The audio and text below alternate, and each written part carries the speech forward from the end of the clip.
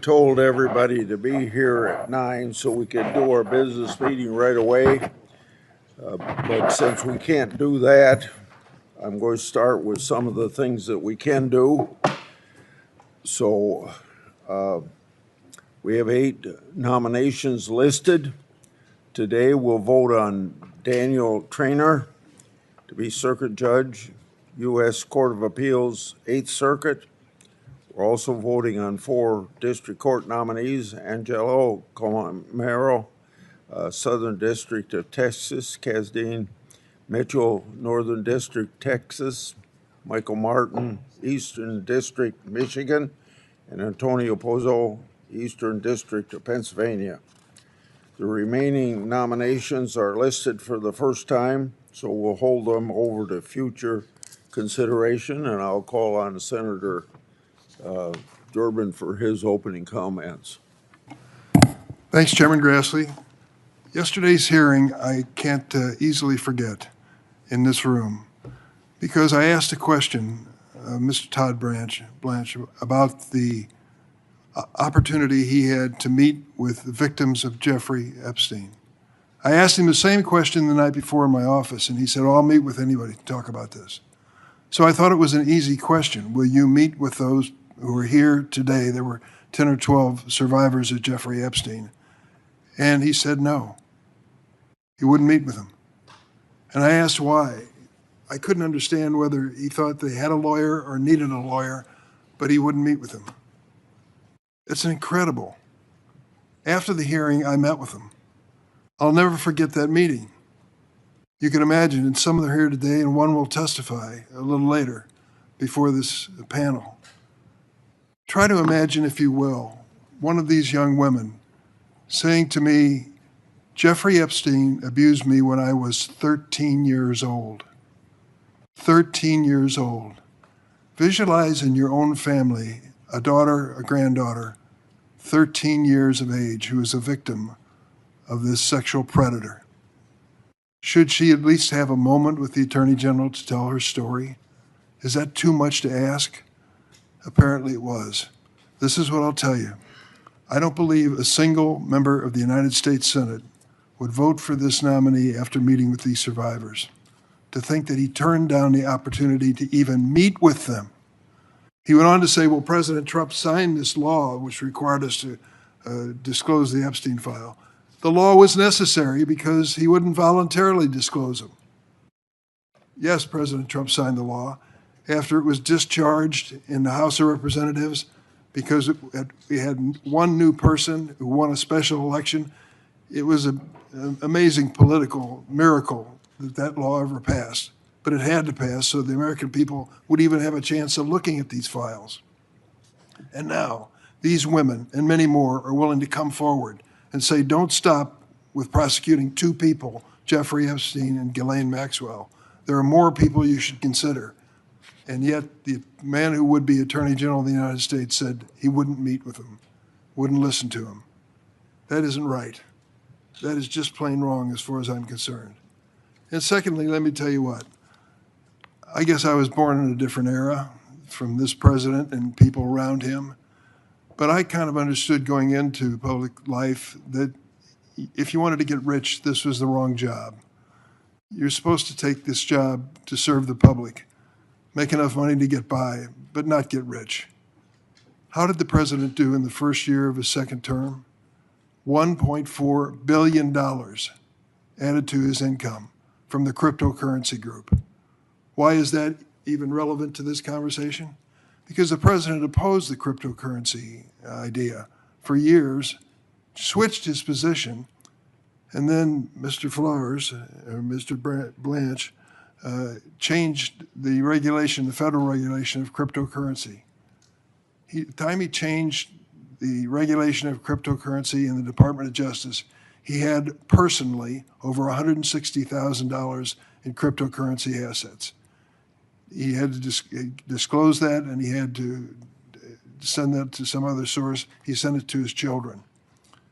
To lessen the regulation of an industry which generates a $1.4 billion windfall for the President of the United States and money for the person who was acting Attorney General, is just plain wrong.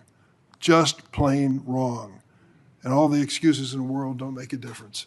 And I'll tell you, that one document that he signed, imagine, if you will, if you've ever heard of this, the president, his family, and his businesses, because of the document signed by Todd Blanche, because of that, have no liability for any tax crimes they ever committed before the date of that document.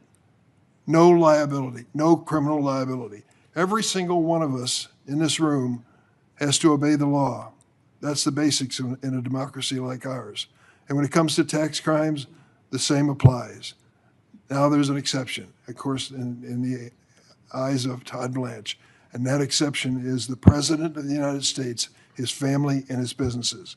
That is just plain wrong. This man should not be Attorney General. Can I go ahead and introduce Go ahead. witnesses and stuff? If you want to. Yeah, Sure. because, okay.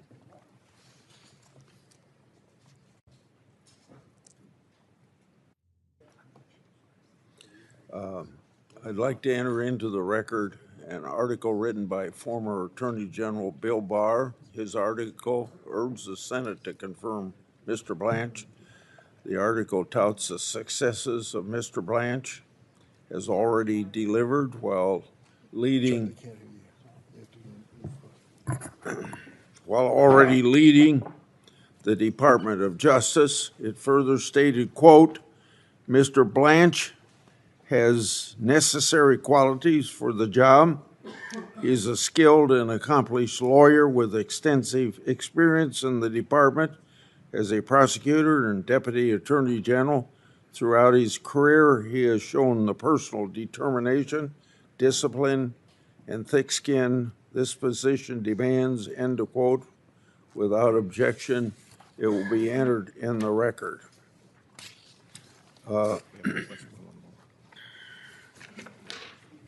I'd like to also introduce a letter from the Concerned Women for American Legislative Action Committee. The group represents hundreds of thousands of women nationwide. The letter praised Mr. Blanche and stated, quote, Mr. Blanche, extensive experience, proven character, and wise judgment make him an outstanding pick that the women I represent are proud to support. I would just go to, we're waiting for two, so I would just say go ahead and do the witness introductions, so starting on this page. Okay. Well, we'll need to have them come to the table. Yes, you can go ahead. You can just ask them to go ahead and come up to the table. What? You can ask them to go ahead and come up to the table, but we don't swear them in yet. As I indicated to everybody in the audience, everybody was supposed to be here at 9 o'clock and everybody isn't here. And we don't have a lot of time to waste. So I would ask the witnesses if they would come to the table, and I would like to introduce, read your introductions. And then I swear them too. No, we'll do that after. We'll do that when we go to the hearing. Okay. You please be seated, and we won't be questioning you right away, but I'd like to take this time to introduce you. First, a person when he was in the United States Senate, a person that I worked closely with, John Ashcroft. You know, he served as United States Attorney General under George W. Bush. He led the Justice Department's anti-terrorism efforts after 9/11. Mr. Ashcroft previously served for over 2 decades as Missouri's Attorney General, Governor, and then Senator. He's since founded a consulting firm and serves as distinguished professor at Regent University. Mr. Ashcroft understands how to lead the Justice Department free from political influence Indeed, Senator Schumer once praised Mr. Ashcroft, quote, fidelities to the rule of law, end of quote. I look forward to hearing his perspective on Mr. Blanche's qualifications to lead the department. Next, I would introduce Jennifer Boss. Ms. Boss is an angel mom, a title that no mother should ever have to bear. She suffered an unimaginable loss. Ms. Boss's daughter, Megan, was discovered in a dumpster belonging to an illegal immigrant. The man was arrested, but within 24 hours, he walked free. The sanctuary city and soft on crime policies of her home state failed to protect her daughter or deliver justice to the families. Ms. Boss had no recourse until President Trump learned of the case and ensured that the man was detained by ICE. Sadly, Ms. Boss knows firsthand how important it is to have Justice Department that listens to victims, pursues justice, and works to protect communities. Ms. Boss, I'm very sorry for your loss. I'm grateful for your testimony today. We also have John Edler, president of the Federal Law Enforcement Officers Association Foundation. He was a first responder at Ground Zero on 9/11 and has decades of experience in law enforcement. For years, he served as the chief firearms and tactical training instructor of the Southern District of New York. While at that position, Mr. Adler met and observed Mr. Blanche's diligent work firsthand. Mr. Adler previously served as director of the Bureau of Justice Assistance. Based on that experience and his decades in law enforcement, Mr. Adler now advocates for officers in the field. I look forward to learning his experience and perspective on Mr. Blanche's efforts to support law enforcement. And now, Senator Durbin, would you please introduce your guest?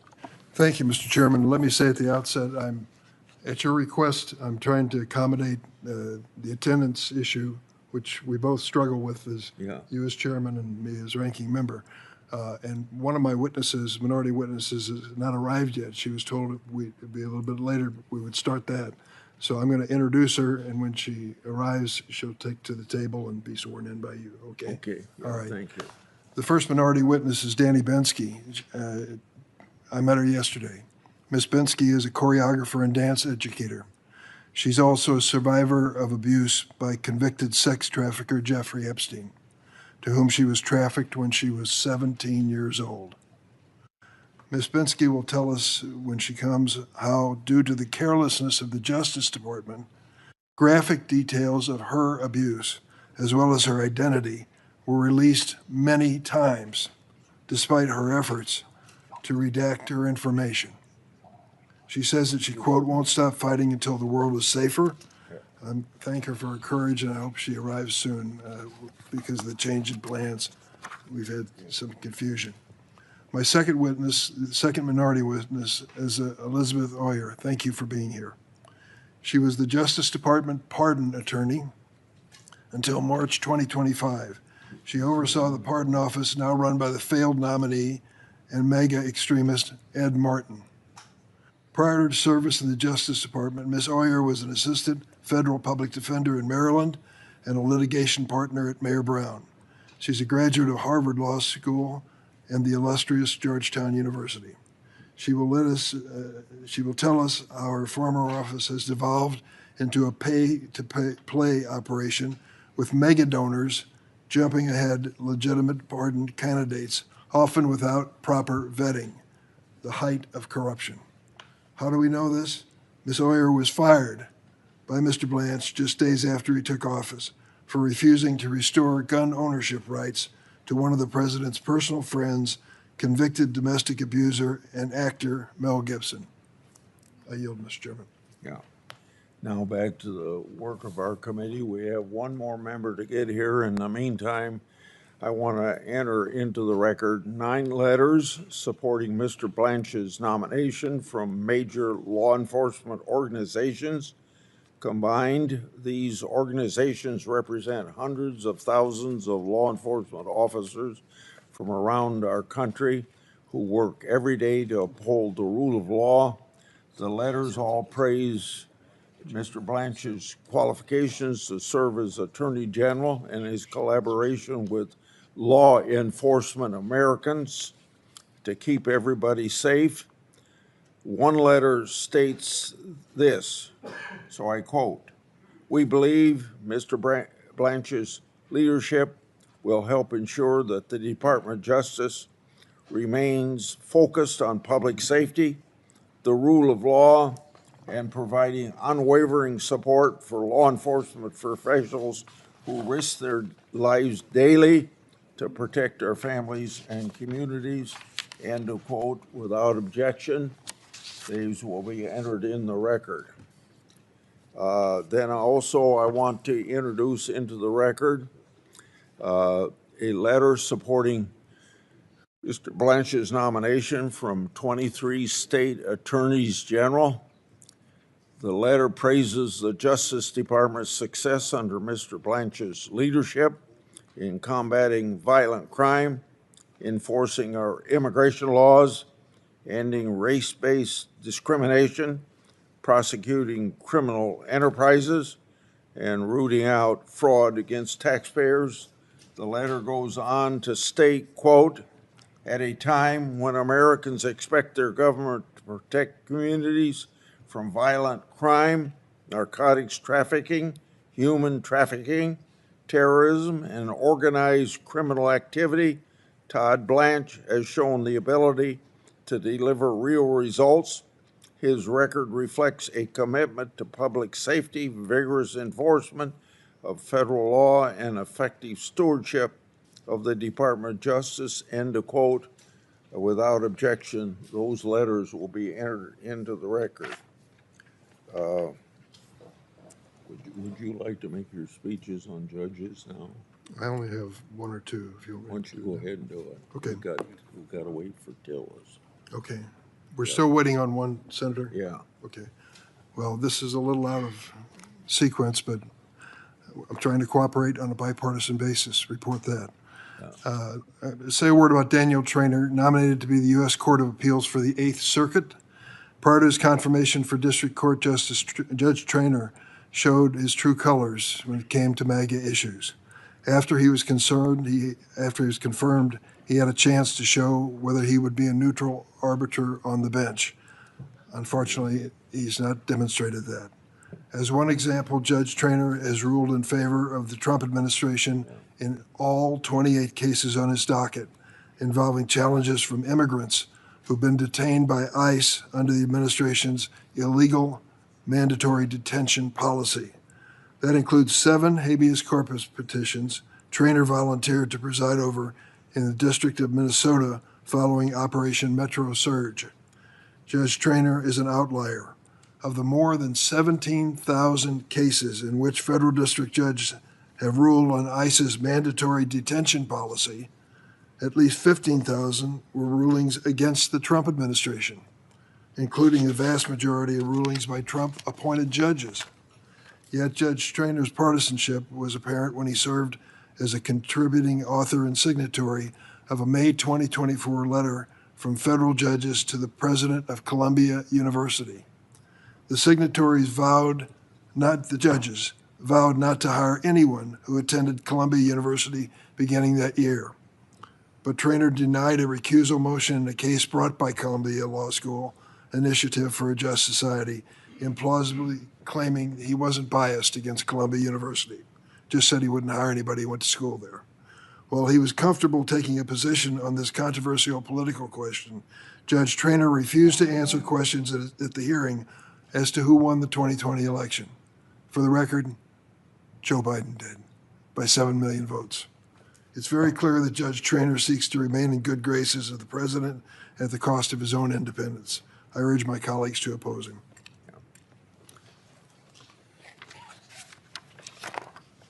I'd like to introduce into the record a letter supporting Mr. Blanche's nomination. This letter is from the American Center for Law and Justice.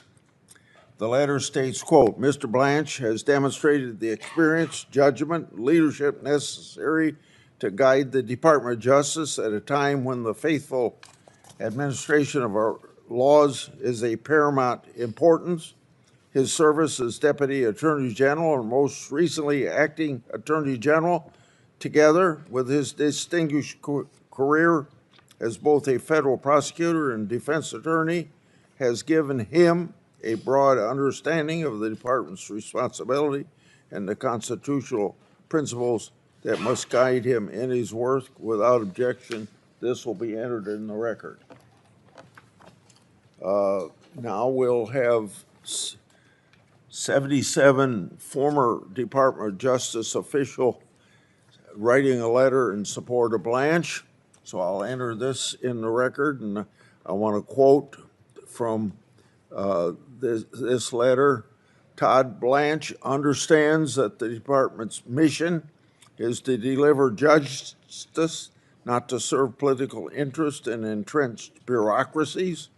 He has shown the courage and institutional knowledge to restore the focus on public safety, law enforcement support, and the rule of law. His career path from paralegal to prosecutor to second highest position in the department gives him a perspective few others possess. He knows what works because he has lived it at every level.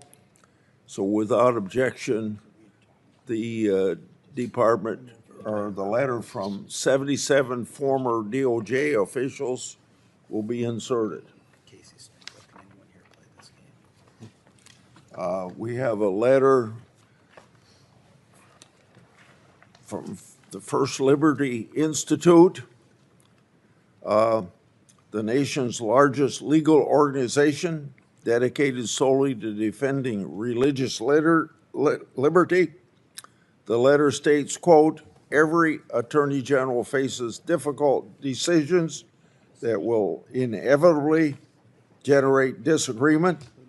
The proper question before the Senate is not whether members agree with every future judgment, but whether the nominee possesses the character, experience, legal ability, and commitment to constitutional government necessary to faithfully discharge the office. Mr. Blanche's career demonstrates those qualities. Without objection, that will be entered into the record. Do you want to ask if anybody in our dais wants to make any? Yeah.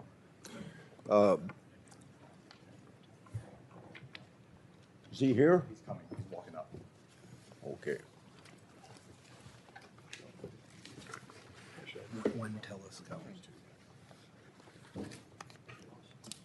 Okay. We're still waiting on Tillis. He's walking up right now.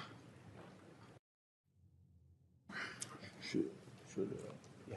can we start? No, we have to wait. He said he's walking up, is what they just told us. Okay.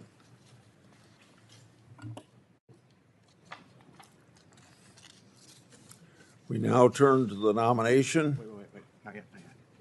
Here, let's read that one. He's almost here. Okay. Now I have one other letter to enter into the record by Rabbi Jacob Teitelbaum.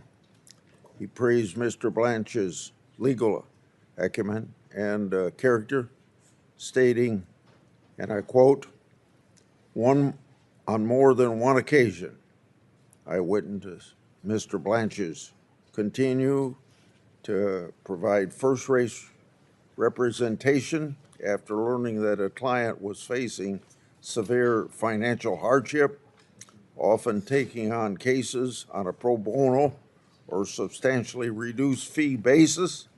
It was evident that to him, practicing law was not merely a profession, it was a calling rooted in fairness, dignity, and compassion. These are precisely the qualities that I believe our nation needs in its next Attorney General. firmness to the pursuit of justice, joined with mercy and respect for every person who enters the law, end of quote. Okay, we can vote now. Okay. We'll now turn to the nomination of Daniel Trainer to be Circuit Judge, U.S. Circuit Court of Appeals, 8th Circuit. Clerk will call the roll. Mr. Corning. Aye. Mr. Lee. Aye. Mr. Cruz. Aye.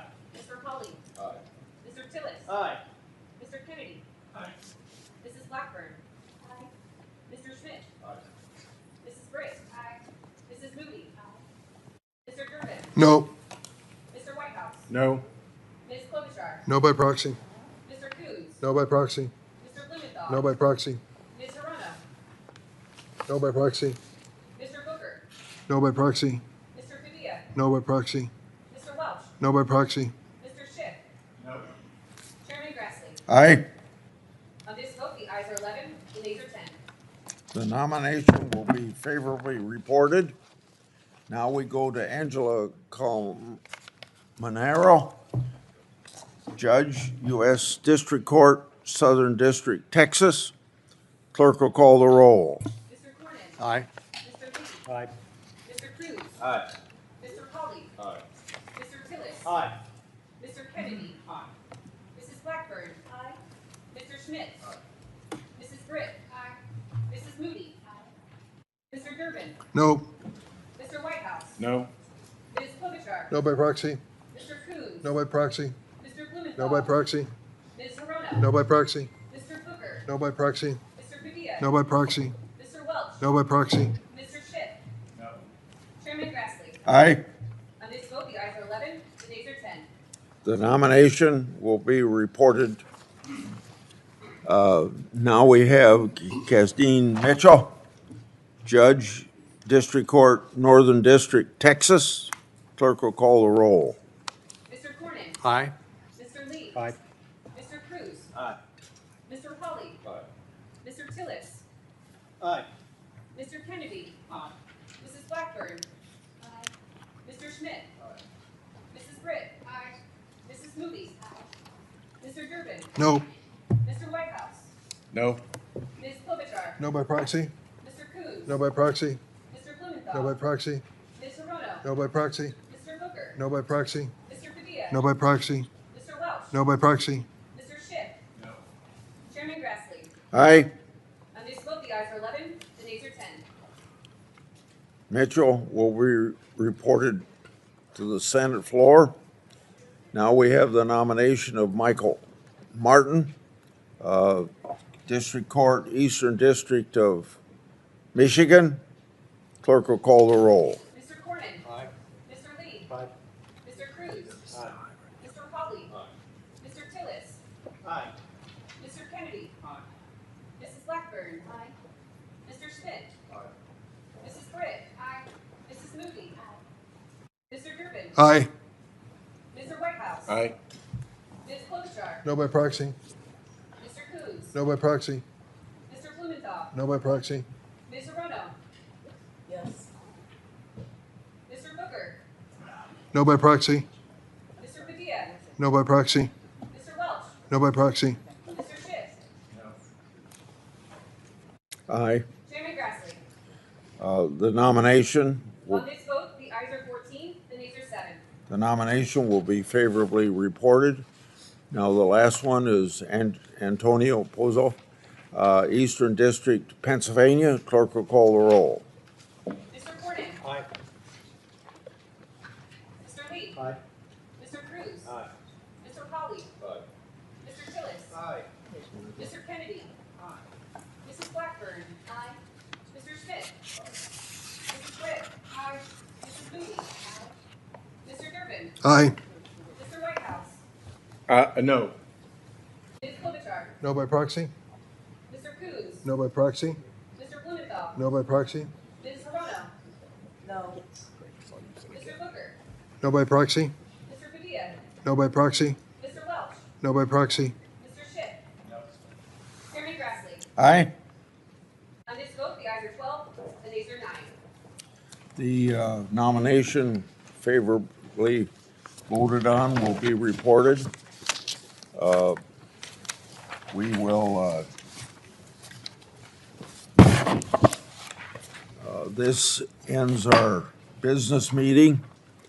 Now I call the hearing to order.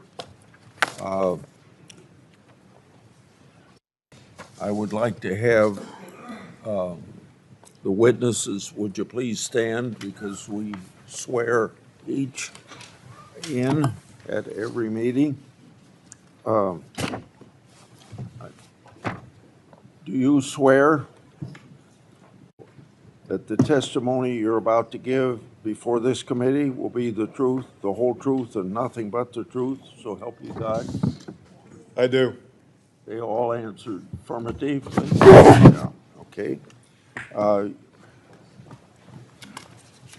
Senator Durbin would like to give an opening, so Go ahead. You want to say something? I'm done. Okay.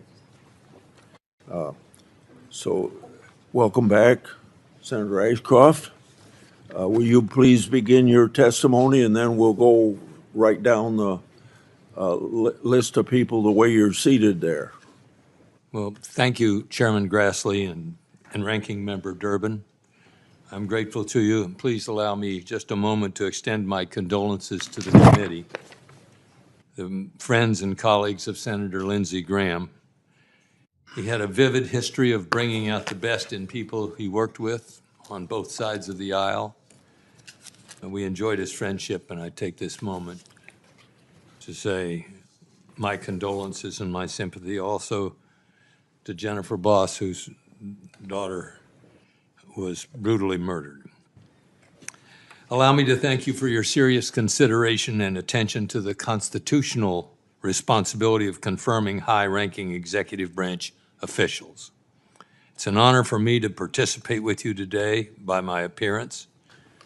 Testifying and sharing my profound support for the nomination of the Honorable Todd Blanche as Attorney General of the United States is something for which I am deeply grateful.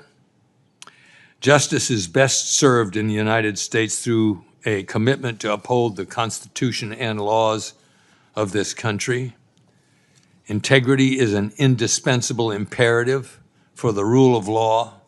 The rule of law is the best friend of constitutionally guarded liberty. For the highest quality administration of justice, law enforcement must never be diluted nor contaminated by personal bias or political preferences.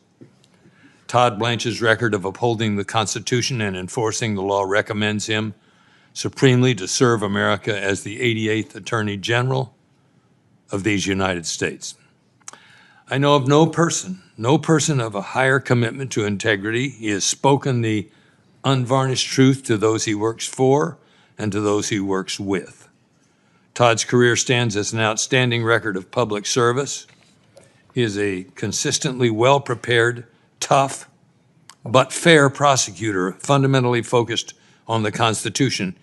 He understands that he has a profound responsibility in the Justice Department to seek justice, not merely to prosecute. 25 years ago, during my opportunity to serve as Attorney General, Todd worked as an individual in the Justice Department. And in his law school years, Todd worked with the Justice Department, and in that respect, upon graduation from law school, he clerked for several judges, two of whom are now serving on the respected nationally focused Second Circuit Court of Appeals. So he had an understanding of the law from both the prosecutorial side and the side of the bench. Following his clerkships, Todd became an assistant United States attorney as the U.S. Attorney Office for Southern District of New York, a premier prosecutorial office of the United States. He spent roughly 2 years as the co-chief of the Violent Crimes Unit, supervising there nearly 24 prosecutors. Then served as a co-chief of the office's White Plains Division, where he presided over a wide span of work: public corruption, securities and bank and wire fraud, federal programs fraud, Medicare fraud, RICO, and violent crime. Today, as Deputy Attorney General and Acting Attorney General, Todd energizes the roughly 115,000 employees from across Maine Justice, the FBI, the DEA, the U.S. Marshals Service, ATF, and 93 U.S. Attorney's offices that span the United States. He's conducted the department's daily operations at full scale, demonstrating his readiness to manage the office in his own right. Todd therefore brings to the Department of Justice a relevant reservoir of experience, coupled with sound judgment on an array of different issues.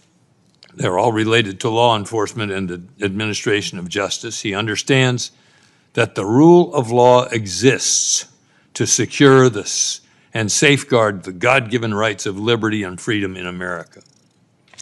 In professional moments, both private and public, I have seen Todd's thoughtful, decisive, yet humble leadership. He's a careful and willing listener, skilled at welcoming diverse viewpoints. He is adept at synthesizing and harmonizing different voices in complex situations. He is comfortable in being held to account, and he will require those in the department to be similarly accessible and accountable. Todd Blanche's record reflects a commitment to the rule of law and the Constitution. Our 250th anniversary properly reminds us that liberty is the core value of America. In fact, it's a core value of human existence. To safeguard this core cultural value, America needs an Attorney General exclusively devoted to the rule of law and who unfailingly will honor his oath to the Constitution. Todd Blanche is the right person for that responsibility. Mr. Chairman and committee members, thank you for what I consider to be a privilege to appear before this committee and communicate to you my unreserved endorsement of Todd Blanche for Attorney General of the United States. And I thank you for this opportunity. Thank you, Mr. Ashcroft. Now, Ms. Bensky. Thank you. First, I'd like to thank you and the committee. Microphone. Sorry. Push the red button. There we go. Thank you. First, I'd like to thank you all, and thank you to the committee for hearing survivor voices. I'd like to remind you of who you're hearing from today. At this time, can my survivor sisters and family please rise? We may look like grown adults when you see us now, but we were children, young girls at the time of our abuse. These are the photos of when our innocence, dreams, and lives were stolen. Please take these faces in as you think of us as your own family, daughters, nieces, sisters.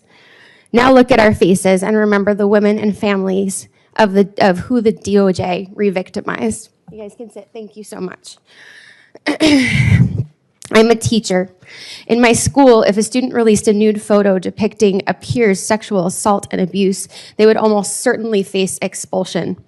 And yet, this is what our Department of Justice did to crime victims. Today, Todd Blanche has been at the helm of the release of nude images of survivors, the outing of Jane Does, and the exposure of more than 100 victims identifying information and documents describing horrific acts of abuse, including my own.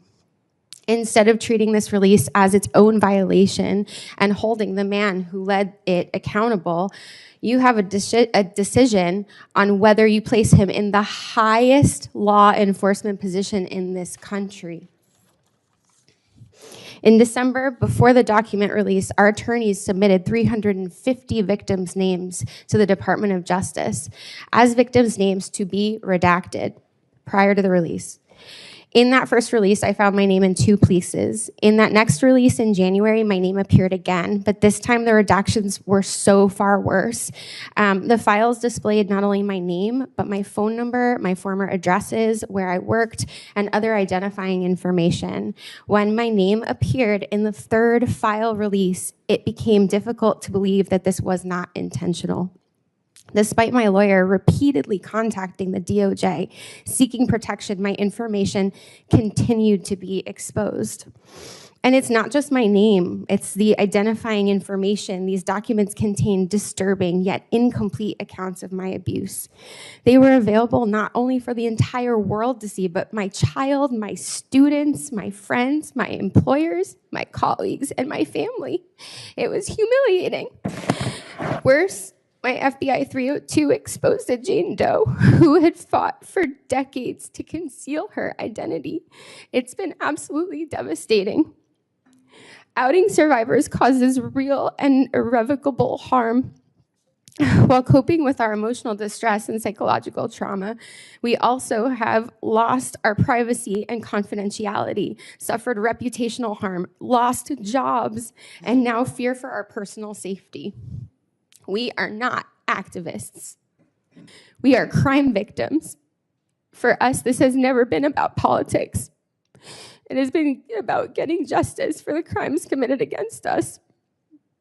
And the redactions are not the only problem with Todd Blanche's nomination. Todd Blanche has never attempted to listen to us, the crime victims. Survivors in this room repeatedly asked to meet with Todd Blanche through multiple channels. He never responded. Yesterday, he said he would meet with us, with our attorneys, if they were present. But let's be clear, that was the first time that was ever communicated to us before yesterday. He simply ignored us for the last 8 months. He has been radio silent, and the silence was deafening. Crime victims deserve better from the nation's highest level of law enforcement officials. We deserve to be heard directly, not dismissed and ignored. There are numerous investigative leads that must be followed, despite Mr. Blanche's claim that there are none. Epstein and Maxwell did not abuse women and children alone. They did not build their operation alone. Others enabled these crimes, exploited victims, and avoided accountability for decades. You do not have to take my word for it. Several weeks ago, after examining the evidence, Chairman James Comer directed Todd Blanche to open investigations into 2 men connected to Epstein. The Epstein files are not merely a collection of embarrassing names and politically damaging associations. They are records connected to the sexual exploitation and trafficking of girls and young women. They contain information about how Epstein's network worked, who assisted him, and whether additional crimes can still be investigated. The Department of Justice should pursue every credible lead, not just work tirelessly, not just to shut down the investigations. The survivors in this room know there are investigative leads because they are our stories. Mr. Blanche knows it too, yet he has chosen not to pursue them. Mr. Blanche's actions have destroyed survivors' trust. According to public reporting, Mr. Blanche spent approximately 9 hours meeting with Ghislaine Maxwell. He did not even spend 9 minutes meeting with the survivor. Afterward, Maxwell was transferred to what many have described as a summer camp prison. We learned all of this through the news. Imagine what that feels like as a survivor to sit there if you were exploited by Ghislaine Maxwell and you're hearing this for the first time with no explanation, no outreach, and no transparency from your government. And to add insult to injury, the information that Todd Blanche gathered in the White House Situation Room last summer to curb the political fallout from the Epstein files was absolutely abhorrent. Instead of following investigative leads, our government treated and continued to treat this as a political crisis that needs to be managed. In our nation, everyone deserves equal protection under the law. Todd Blanche has been unwilling to protect Epstein survivors' personal information. And he has been resistant to investigate the people who helped Epstein and Maxwell commit those crimes. We need an attorney general committed to ensuring that everyone who facilitated Epstein's crimes is held accountable. Please, I implore you, please, think carefully and think about the girls in these photos. Thank you. Thank you, Ms. Bensky. Now, Ms. Boss.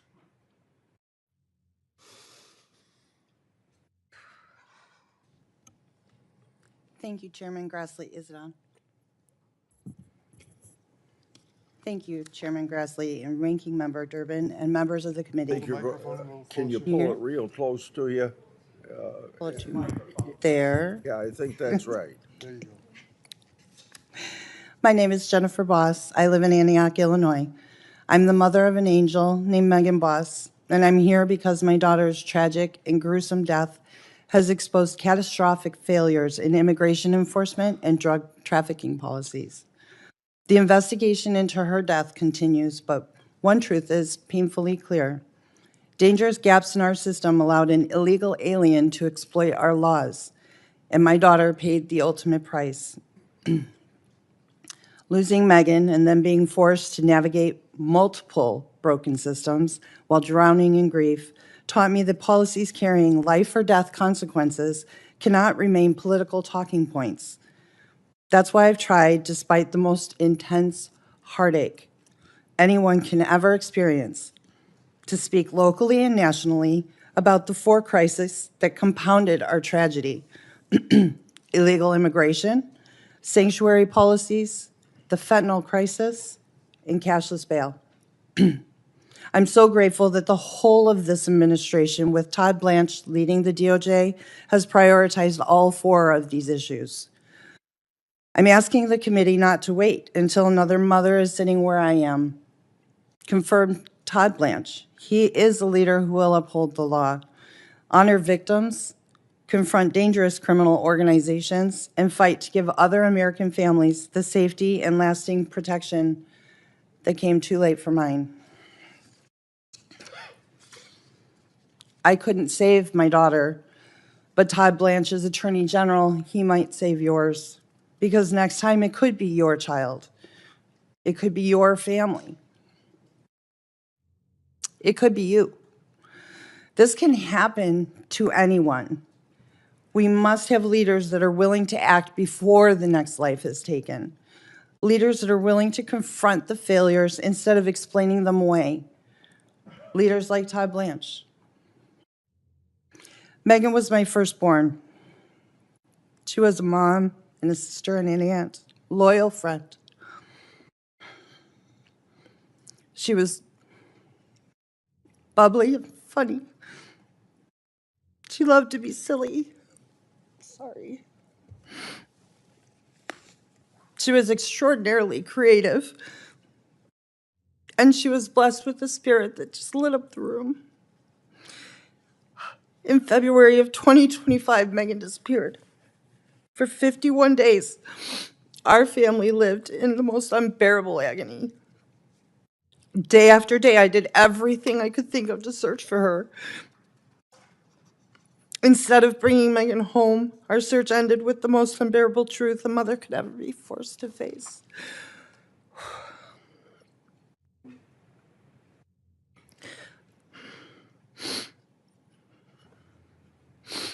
We learned that Megan's life had been cut short and her body was concealed, stuffed upside down in a garbage can filled with bleach by an illegal alien that had no right to be here. Again, she was stuffed upside down in a garbage can for 51 days, soaking in bleach.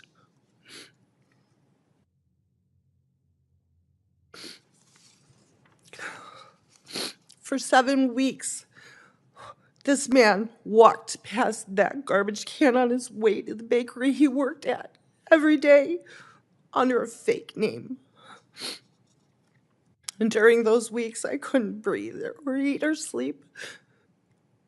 We searched his neighborhood. We knocked on his door. We left Megan flyers with Megan's face on every surface we could find. And then I learned she was only a driveway distance away from us the whole time.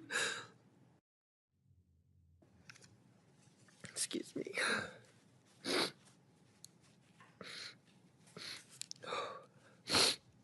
Not only was she killed, but her dignity was stolen in death. Had Megan not been identified by the tattoos that she loved so dearly, even the beautiful image of my daughter that I hold in my heart, my head. It would have been replaced forever by the unbearable image of what had been done to her. Megan's daughter. She was only 5 years old when this happened. Her life with Megan and her right to know and make memories with her mom, it was stolen. This is Megan's bracelet. It's a charm bracelet we started when she was 5. And it has every memory on it from growing up. Every milestone, every place that we visit, anything that was important to her. It's here. This is her story. And these are the stories that she should be telling her daughter. I have to hope I can remember them all. There's so many.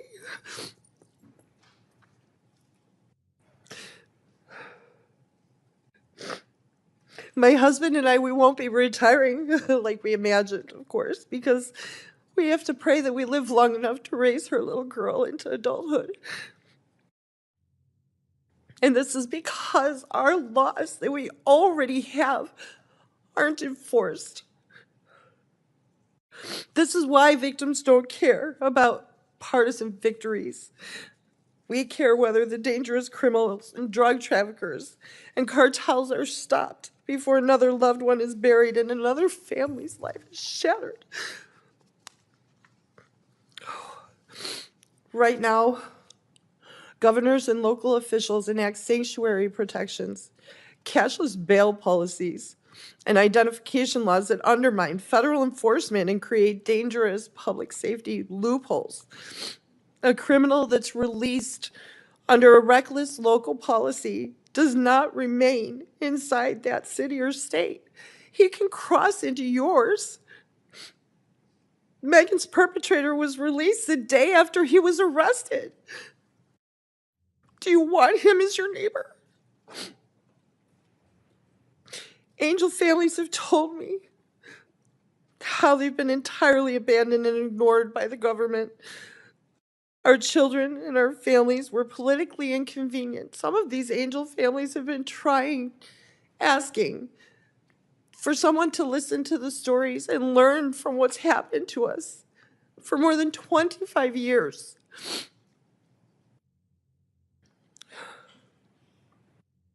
In this very room, the last angel mom that sat here was asked how come she was here and why did they have to sit through another hearing. That's beginning to change now under the current leadership of Todd Blanche. Angel families finally are feeling heard and respected and taken seriously. There is a renewed focus on prosecuting immigration crimes and the transnational criminal organizations, drug trafficking, and the like. So much work that's done by ICE and Homeland Security. Investigations goes unseen. It's not limited to detaining the individuals who escape detection at the border. Their work is life-protecting.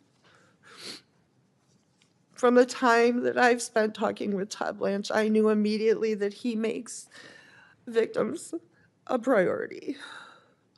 Under his direction, the DOJ has engaged directly with the angel families and treated us not like political props, but as partners in preventing future tragedies. And that's all that we've ever asked for. Justice can't bring our children home. Nothing can. So the justice that we're seeking now is the assurance that their deaths won't be ignored and they won't be in vain, and preventable tragedies from these laws not being enforced won't be repeated. I 100% believe Todd Blanche will be the one who can deliver that justice, saving lives of people who'll never know it. Thank you. Thank you. Thank you, Ms. Boss. Now, Ms. Hoyer. Good morning, Chairman Grassley, Ranking Member Durbin, and members of this committee. I am here as a public servant, a former Justice Department employee, and a concerned American who cares deeply about the future of our country. I had great hope that Todd Blanche would be an effective leader and a responsible steward of the Department of Justice, but he quickly proved me wrong. 2 days after Mr. Blanche was confirmed as Deputy Attorney General, he fired me from my position as the department's career pardon attorney. I declined to rubber stamp a political favor for a friend of the president, and it cost me my job. Mr. Blanche's office had asked me to recommend restoring the gun ownership rights of a convicted domestic abuser. I raised concerns about public safety, but Mr. Blanche's staff pressured me to go along anyway. I did not. Domestic violence is the leading type of homicide among women. When a domestic abuser is armed, his victim is 5 times more likely to be killed. But because this particular domestic abuser had a personal relationship with the president, Mr. Blanche's staff asked me to set aside my concerns. When I wouldn't, Mr. Blanche fired me within hours. He then took extraordinary measures to silence me. He sent U.S. Marshals to my home in an effort to prevent me from speaking with members of Congress. I was shocked to hear Mr. Blanche's testimony about this yesterday. What he said about my firing is provably false. His claim that it had nothing to do with the concerns I raised is contradicted by documents and evidence. His claim that he tried to call me before sending marshals to my home is flat out false.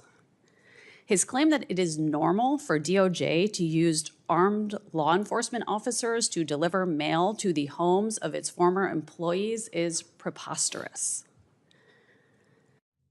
The casual lies while sitting in this chair testifying to this committee are emblematic of a much larger problem. Courts across the country have said they can no longer trust the Justice Department to uphold the law and tell the truth. There are over 700 documented instances of DOJ violating judicial orders. There are nearly 100 cases in which judges appointed by both parties have found that DOJ presented false or misleading information in court. Earlier this week, a federal judge found that Mr. Blanche personally misled this Congress about the department's settlement agreement with President Trump. To the American public, it looks like Mr. Blanche is running DOJ as Donald Trump's personal law firm. He is using law enforcement powers to pursue petty grudges harbored by the president. These pointless vendettas are wasting our scarce resources and destroying DOJ's credibility. Mr. Blanche has repeatedly placed President Trump's interests ahead of the interests of the country. The collusive settlement agreement is a perfect example. It protects the entire Trump family and all of their businesses from any investigation or audit forever. It gives away nearly $2 billion of our money for no reason at all. It is a windfall for the president and his allies at the expense of the American people. A court found that signing this agreement was a betrayal of Mr. Blanche's duty to zealously represent the interests of the United States. That is the most basic obligation of the Attorney General. Mr. Blanche said yesterday that the settlement fund is dead. It is not. That is Contract Law 101. Mr. Trump or his sons could seek to enforce it at any time. Mr. Blanche gave bizarre excuses for not meeting with Jeffrey Epstein's victims.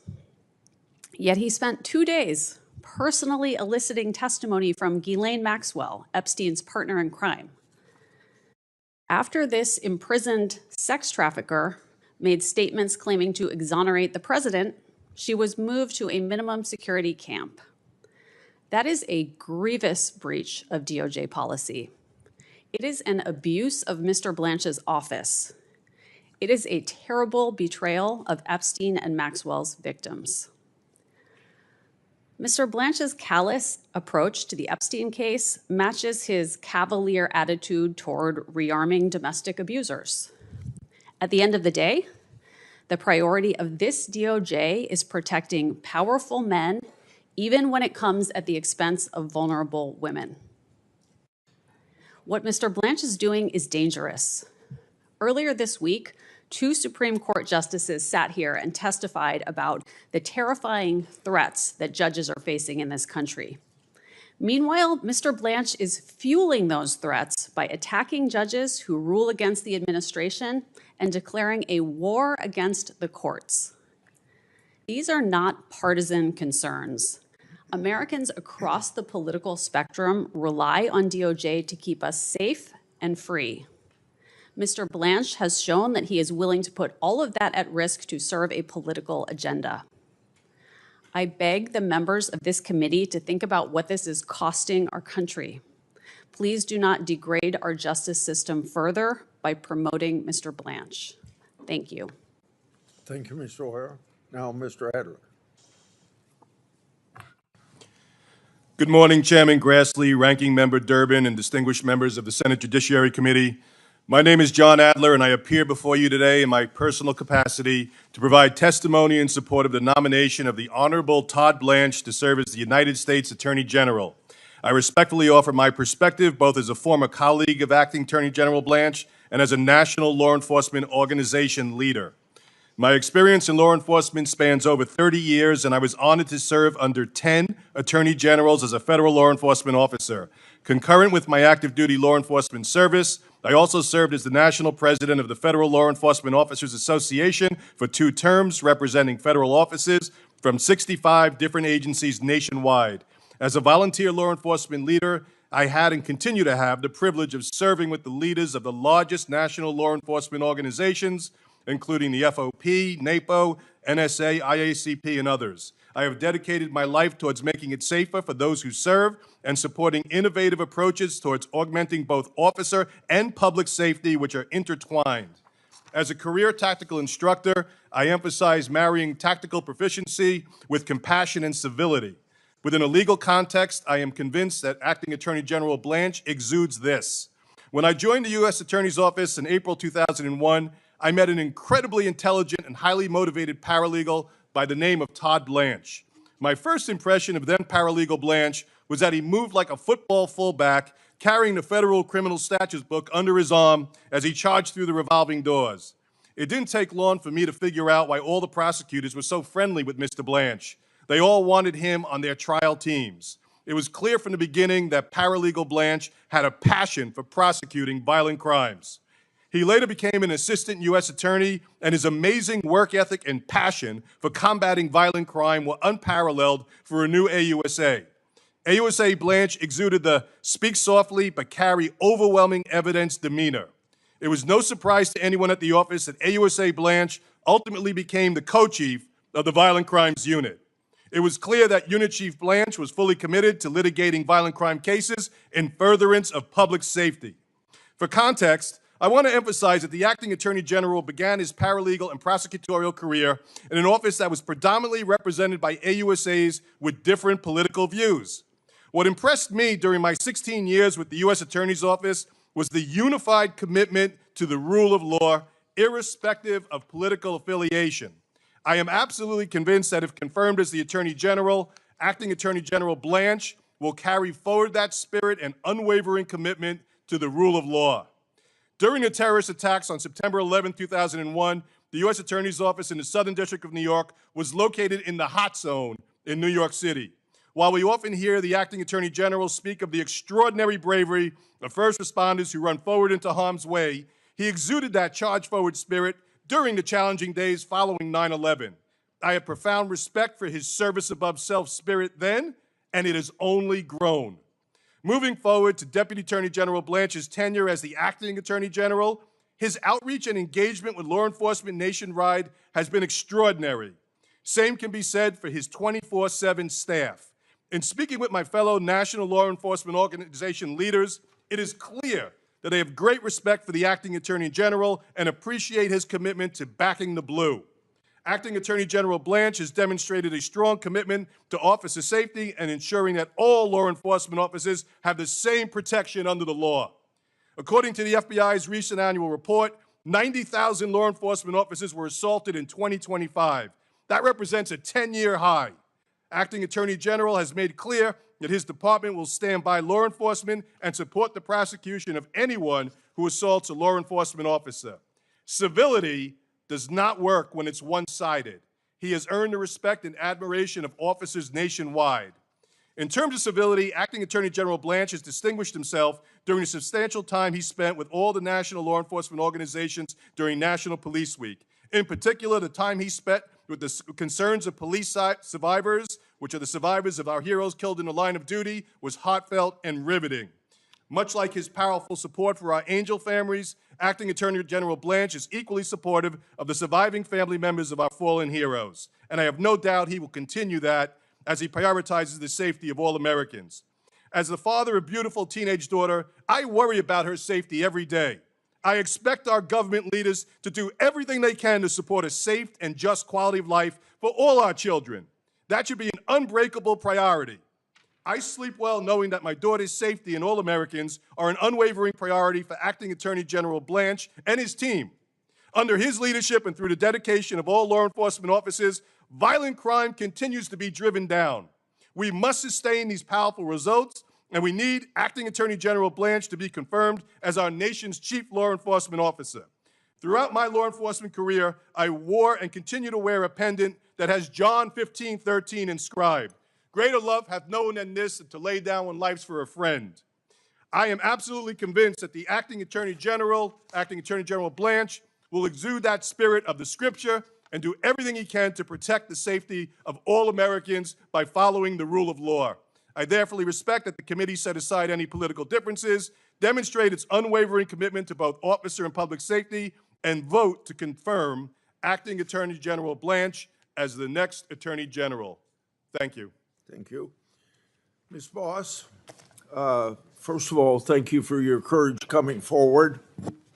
You know how important it is to have effective leadership in pursuing justice. I think you've answered my question in your last 2 minutes of your testimony, but I'd like to give you an opportunity to say it once again, how you feel about Mr. Blanche and the prospects of his continued leadership at the Justice Department. Thank you, Chairman. I feel like we have already seen what has come out of the Justice Department as far as the prosecutions of the drug trafficking, the cartels. He is following up the hard work of the men and women that are in our the ICE agents, CBP, and he's prosecuting those dangerous criminals, and that is making a difference. Okay, thank you very much. Now, Ms. Oyer, we know the Biden administration was the most active pardoning administration in American history, 4,000 total acts of clemency. I think you were the pardon attorney on January the 17th, 2025, when President Biden granted more communications in a single day than any prior president had over that entire presidency. Is that right? I was the pardon attorney on that date, sir. Okay. Were you also the pardon attorney on December 23rd, 2024, when President Biden commuted 37 of 40 inmates on federal death row? Yes, sir, I was. Thank you for that. So I want to bring up some of these commutations. Thomas Sanders, who killed a 12-year-old girl, Lexis Roberts. He shot Lexis 4 times and slit her throat after the girl had witnessed him murder her mother. Did you object to President Biden's commuting his sentence? Sir, I'm not able to discuss the recommendations that I made to the president regarding acts of clemency. Can you speak? Did you turn your microphone on? I believe it's on, sir. You were the pardon attorney, yeah. I And was, yes. Yes, You sir. recommended, you didn't object to the recommendation. Sir, I'm not able to discuss the recommendations I provided to the president about Okay. clemency matters, which are I considered want to you to be know, covered by executive privilege. okay, I want you to know that I have read evidence that you made this recommendation. So are you telling me the evidence I read that I'm wrong? So did you make the recommendation, or you don't want, you're telling me you can't talk about it? Sir, just like Mr. Blanche explained yesterday, I'm not free to discuss the recommendations that I provided to the White House because they are covered by executive privilege. You can't even tell me if you contacted the victim's family? You can't say yes or no to that?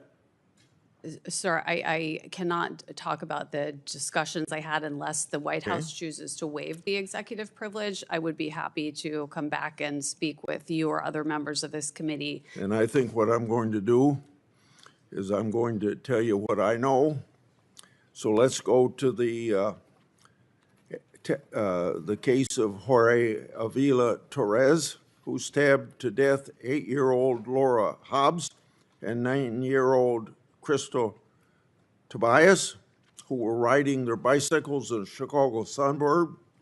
He had also sexually assaulted at least one of them. And 4 years later, he strangled to death a 20-year-old naval officer, Amanda Snell, in her barracks.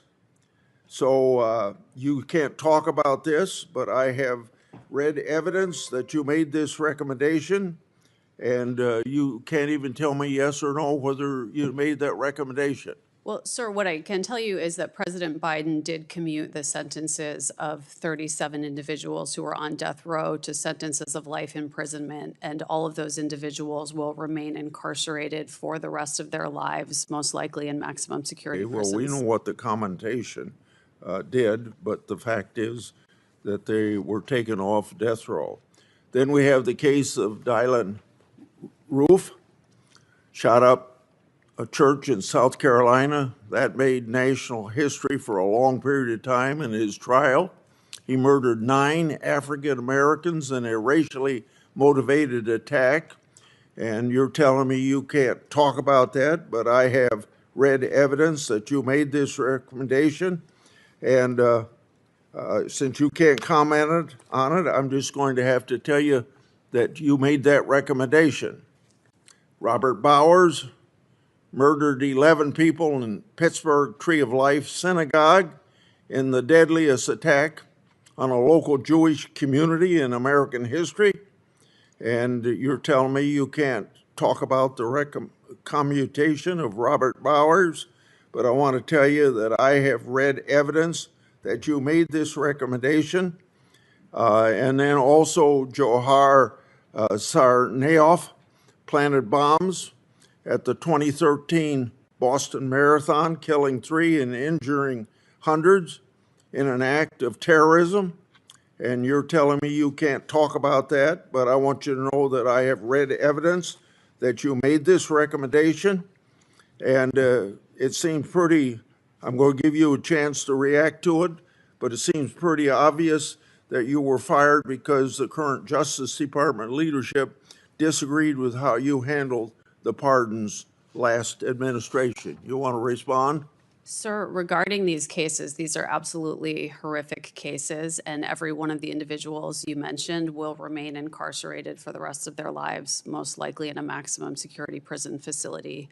As far as the reasons for my firing, I've been in litigation with the Justice Department for over a year about my firing, which was plainly illegal. And Mr. Blanche's comments in this room yesterday are the first time I have ever heard the explanation that I was fired because of recommendations I made to the prior administration about how to accomplish their clemency objectives. Mr. Blanche's Justice Department submitted a pleading to the Merit Systems Protection Board that stated that the facts about my firing were not in dispute. The facts, as I have been saying for 1 year plus, are that I was fired within hours of declining to make a recommendation that I believed was very dangerous. And Mr. Blanche's statement yesterday that it was for another another reason materialized out of thin air and has never been stated before. Okay. Mr. Ashcroft, you served this nation with distinction during your tenure as Attorney General. You know what it takes to do the job and to do it well. Based on Mr. Blanche's leadership of the Justice Department during this administration, do you believe he would serve as an effective and capable Attorney General? Well, I think the statistics and the history tells a story here. Thank you for the question. But Todd Blanche has a heritage and history of involvement in the Justice Department, pursuing the rule of law and enforcing the rule of law, and that extended from his time as an assistant in the office when I was Attorney General 25 years ago, to recent times when his aggressive approach in fighting crime has actually been a part of the effort that's driven down violent crime across the country, and particularly in cases where the department has been welcome to assist and work with local officials. In my home jurisdiction in Southwest Missouri, they had Operation Spring Cleanup, and a number of very important prosecutions were begun at that time, and I think it's a credit to him. I have no doubt that his commitment to maintaining the safety and security of Americans and their rights will be pursued in the pursuit of the rule of law and within the bounds of the Constitution of the United States, which is the framing that I think every American expects, that the Constitution and rule of law of the United States be followed and defended. Mr. Durbin. Senator Durbin. Thank you, Mr. Chairman. Ms. Boss, breaks my heart to hear the story of you and your loss of your daughter. And I just want to say my heart goes out to you and to your husband. Carrying on for her with your granddaughter is the greatest tribute you can give her, I'm sure. I'm sorry you went through this terrible tragedy. I'm glad you're here today to tell that story. Ms. Pinsky, it's hard to imagine that this government kept publishing your personal information. Did anyone notify them of this breach of privacy? Yeah, I mean, we notified them immediately back in the first document release, and even before the document release happened, after the Epstein Files Transparency Act passed. Like I said in my testimony, my lawyer teamed up with other lawyers and gave 350 names. And basically every batch that came forward, all the way through basically, I believe it was April, but in the January batch, I was exposed. So did this happen to any of the others who were present here? Oh, today? yes. I mean, all. I think almost all, yeah. Yes, there were hundreds of victims that were outed and Jane Doe's. And, you know, I do want to speak to just the damages for a moment. You know, we've been receiving threats. We've had loss of jobs. We've had loss of confidentiality and privacy. But there's another piece here, and it's that this idea of withholding information, we're trying to get justice. We have always been trying to seek justice. And we're seeing, if you just even look at New Mexico right now, that the New Mexico AG has attempted 5 times to get the files from Todd Blanche and from this DOJ, and it's obstruction. They are obstructing. So for us, yes, of course, there are so many damages. There are so many things that we are mourning the loss of, including a lot of our innocence and who we were as these young girls. But to still see it be obstructed after 30 years, and this is 5 administrations. We're not saying that this is just this administration. We've been at this fight for 30 years. So we just really hope that, you know, there's a huge impact as far as just releasing information and making sure that it's followed up on. I can't understand how this Attorney General can find 48 hours to visit with Ghislaine Maxwell, Yeah. who has been prosecuted for sex trafficking, Yeah. and can't find 30 minutes to meet with the survivors of that sexual predatory conduct. It's certainly not for lack of trying. We have tried in every way we know how to try. And then we did hear from him yesterday that he would sit with counsel. And I would say, I think many of us in this room would be interested in meeting with him today if we could. Many of the members of the committee will remember when we had the Olympic athletes in here who had been sexually abused, and the head of the FBI sat through their entire testimony to show his concern for what had happened to them and any wrongdoing by the Federal Bureau of Investigation. That, to me, was the right thing to do from both sides. Why in the world would Mr. Blanche at this point say he doesn't have the time? I couldn't understand his argument yesterday. He couldn't see you because you had a lawyer, or he couldn't see you because you didn't have a lawyer. Yeah, I think it was because we had a lawyer, but I think as a career prosecutor, we talk so much about Todd Blanche's credentials in this room, and we've heard a lot about them, and that's great. But I think as a career prosecutor, he should be salivating by this case, right? This case is it's gold for somebody that wants to prosecute. There are 6 million files. There are thousands of victims. And yet all we've seen is one perpetrator that died in prison. The other perpetrator is now in a minimum security penitentiary. And Todd Blanche believes that there are 0 investigations when he's already been told by members of the House that that is inaccurate. I'll just tell you point blank, I don't think his name should be called on the floor of the United States Senate until he meets with you. Yeah, I agree. It's not too much to ask.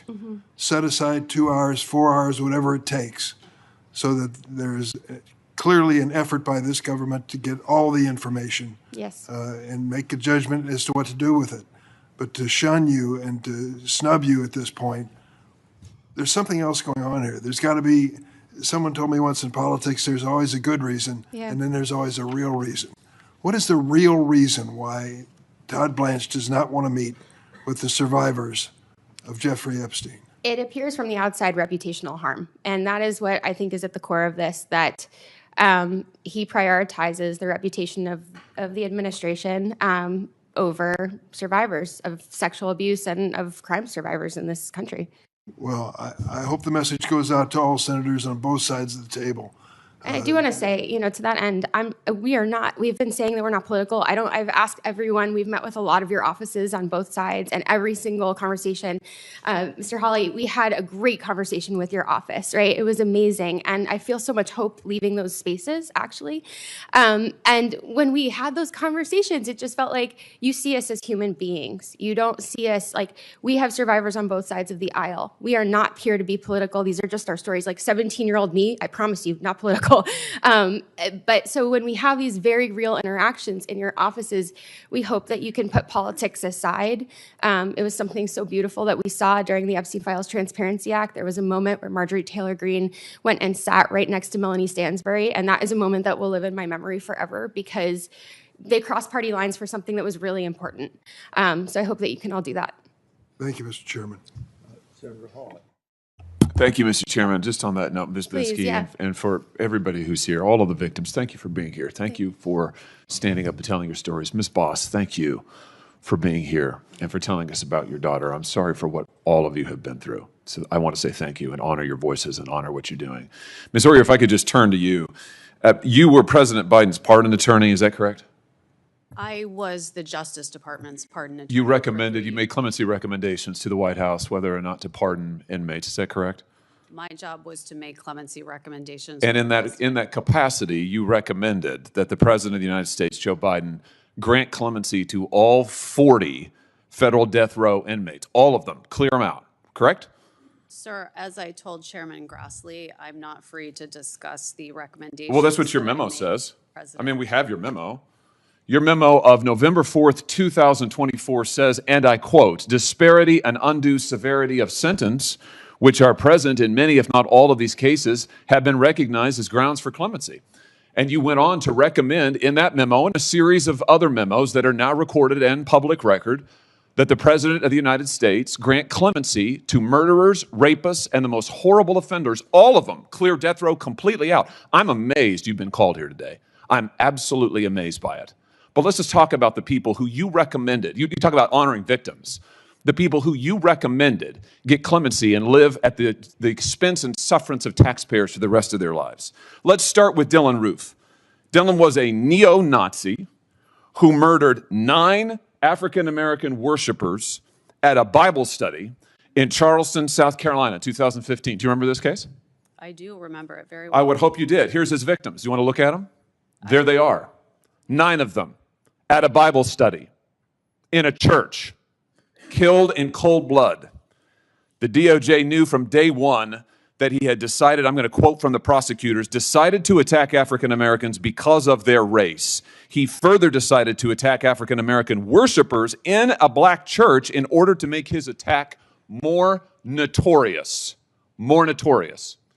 And yet you recommended that he be granted clemency, live at the expense of taxpayers for the rest of his life, substitute your judgment for that of the American judicial system. Do you stand by that recommendation today?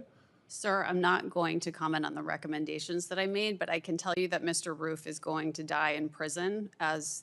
He's going to live in prison for a very long time because of you, because of your recommendations. And here's what you said in your memo of October 30th, 2024. You said that actually Roof is not a compelling candidate for clemency, but you recommended it anyway. Why? Because he suffered from anxiety, you said. Right? He suffered from anxiety.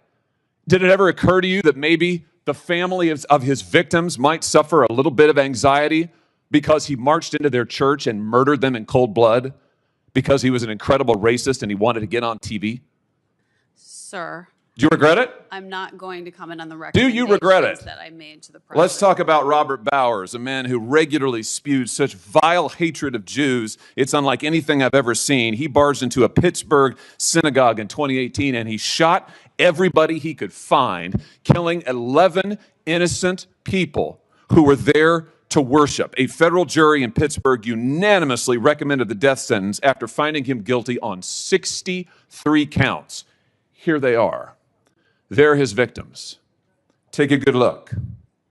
You recommended clemency for this person who went in and killed these people just because they're Jews. The other guy killed people just because they're black. This guy killed people just because they're Jews. A jury recommended that he be sentenced to death, and you substituted your judgment for theirs, and now he's going to live. Are you proud of that?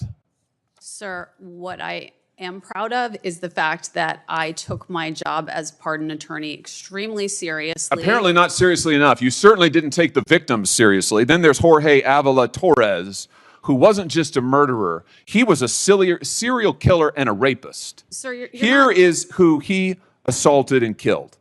He sexually assaulted and killed 8-year-old Laura Hobbs and 9-year-old Crystal Tobias in a Chicago suburb in 2005. And then 4 years after that, he committed another murder. He slaughtered a fellow service member, Navy Petty Officer Amanda Snell, in 2009 while she was in her barracks. That's what he did. And you recommended clemency for this individual, and now he'll live his life at the expense of taxpayers because you substituted your judgment for that of the American judicial system, jury, judges, the whole lot, and yet you're here to tell us that you're somehow a victim? I don't think so, Ms. Oyer. I think your judgment is astoundingly terrible. I'm amazed that this side of the aisle has called you, and I just ask my friends on this side of the aisle, do you agree with this? Is this what you want? Do you want these people to be pardoned and live at the expense of taxpayers for their whole lives? Do you want to excuse the murders of African-American churchgoers? Do you want to excuse the murders of Jews in their synagogues? Do you want to excuse the murders of these children? Because that's what she did, and now she's online hawking products to try to make money off of it. I see you've got your own website where you put your face on baseball caps and mugs, thelawyeroyer.com. You're trying to make money on this? Sir, This is unbelievable, Ms. Oyer, and yet you say you're a victim? These are the victims, and you helped victimize them. And what you're doing is wrong. I hope every member on this side of the aisle will repudiate what you have done and what you stand for. Thank you, Mr. Chairman. Sir, I assume that your questions directed at me were rhetorical and that you're giving They're not a speech. rhetorical at all. I asked you to respond, and you said you wouldn't. So what I did is I read to you what you have said. I quoted verbatim, and I'm happy to keep doing it. In fact, I'd ask now, Mr. Chairman, that this report, Restoring and Strengthening the Federal Death Penalty Report, be entered into the record. It contains information regarding Ms. Oyer, her recommendations, and the track record of all of it. The written records are here. I asked to be entered into the record. It'll be, Ms. Hoyer, take a minute to respond if you want to. Thank you, Chairman Grassley.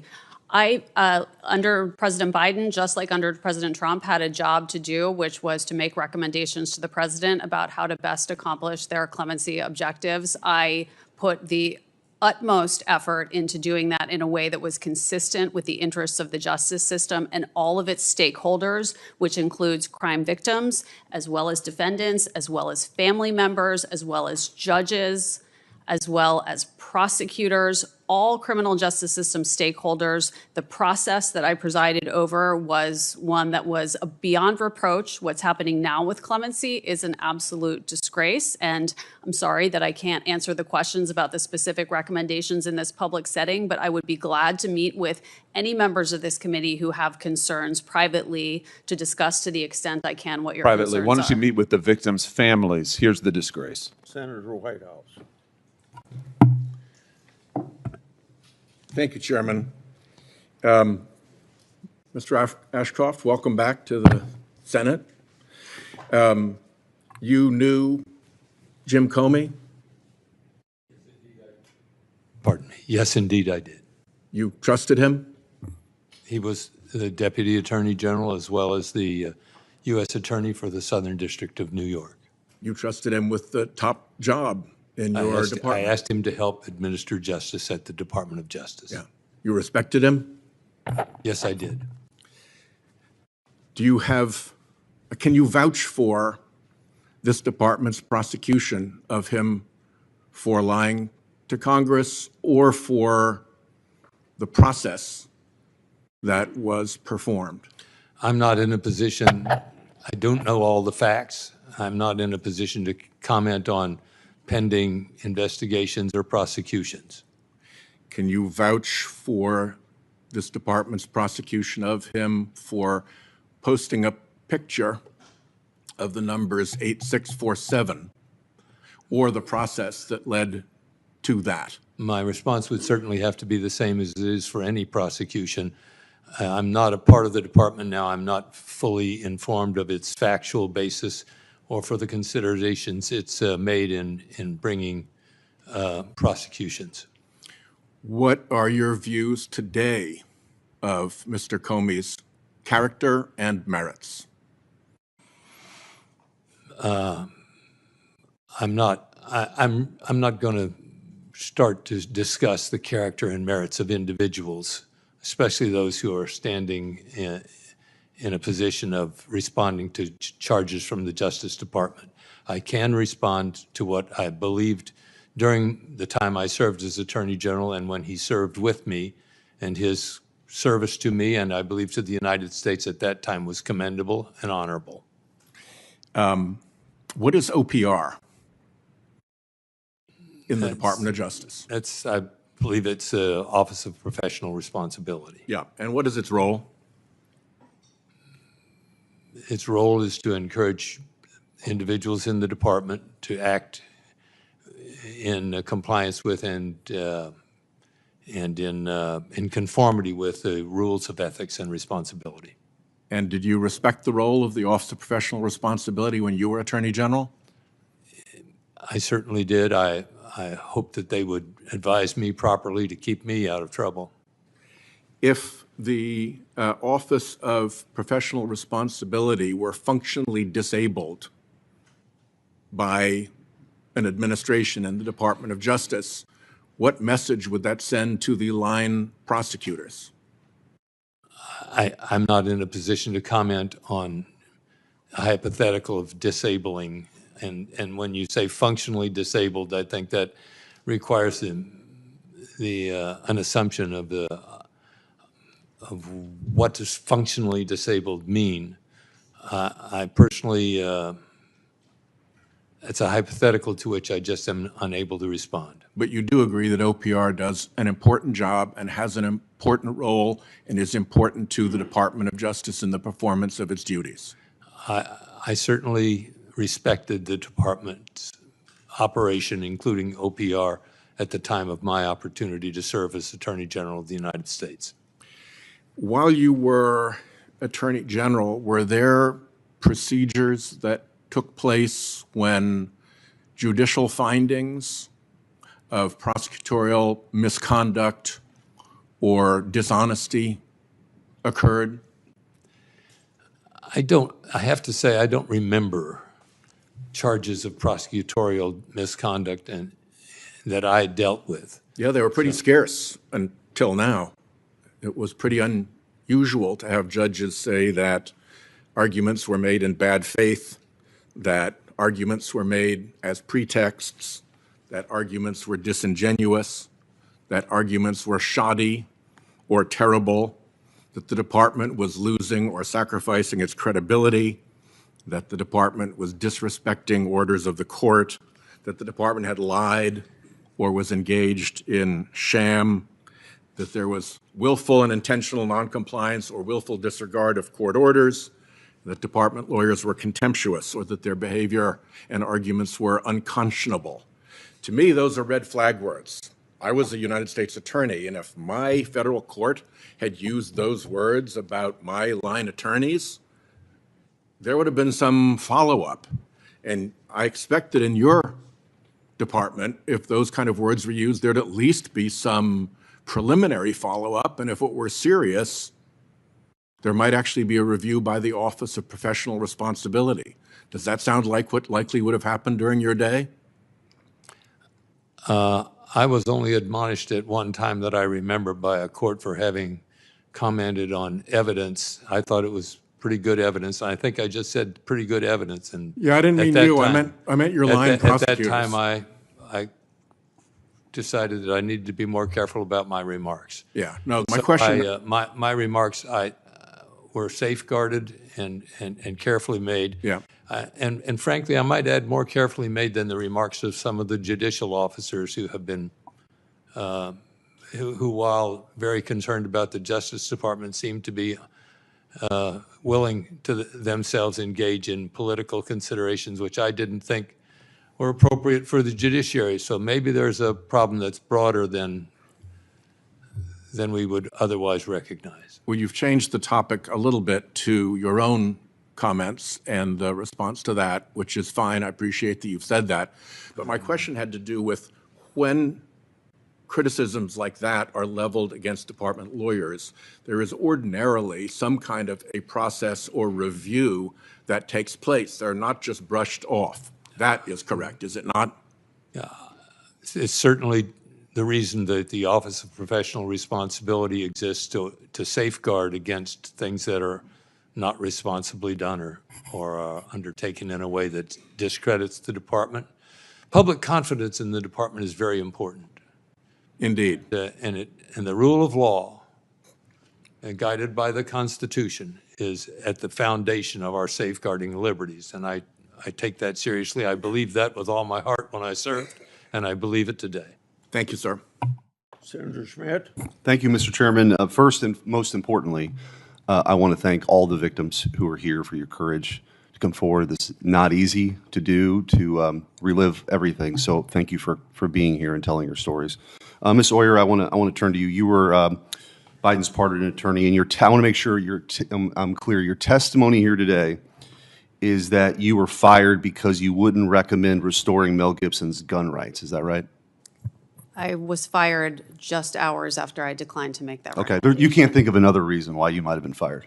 That's the only explanation that I'm aware of. The Justice Department actually put in a pleading that was submitted in my appeal of my firing, the fact that the facts of my firing Okay. are not in dispute. On November, and you talked about you're concerned about public safety. On November 4th, 2024, you authored a 73-page memorandum recommending the commutation of all 40 federal death sentences. Isn't that correct?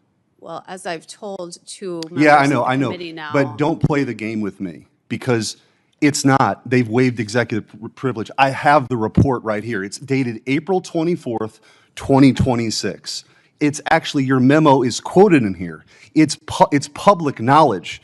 And the idea that you would come here, you know that already. You would come here and disparage somebody else and not be willing to answer questions about how you commuted the sentences of murderers is ridiculous. I can't believe that you're here to do that. I don't have the authority to commute Do you anyone's deny sentence. it? Do you deny that you authored the memo?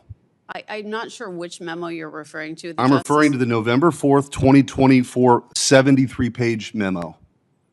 I Do you don't deny know. authoring it? I can't say without having It's the memo in ridiculous. front I honestly, I can't believe There you is did. something I You authored. did, and everybody in America and in the world can pull it up. So it's a ridiculous. like a Do you that looks also? like a document that has DOJ's logo on the cover. Yeah, and it quotes your letter. It quotes your letter. I don't know You're what you're letter losing you're- credit. You should just admit it. You should just admit you authored it. Everybody knows you authored it. So I'm not going to waste any more time on your convenient little game you're playing here. You also authored and recommended the commutation of the Boston Marathon bomber, the Tree of Life synagogue murderer, and Dylan Roof. We all know this. How many pages of the 73 pages did you dedicate to victims? Because you expressed your concern over victims. How many pages were dedicated to the victims? Sir, I don't have the memo. I can that tell you're you referring to 3. in front of me. 3 pages. 3 pages were dedicated to the victims. So I also happen to have, I made a special access request last year under the Presidential Records Act for documents from the Biden White House on the abuse of pardons and commutations. We recently got those documents. I want to show you a couple. Here's one. It's dated December 3rd, 2024, and it's an internal memo on the commutation of the 37 death sentences that you were involved with. The memorandum states that the White House worked with reporters to, quote, ensure positive coverage. It says the White House gave advocates, the elected officials, resources and key messaging to amplify the news. You personally recommended commuting all 40 death sentence cases, an even broader action than Biden took.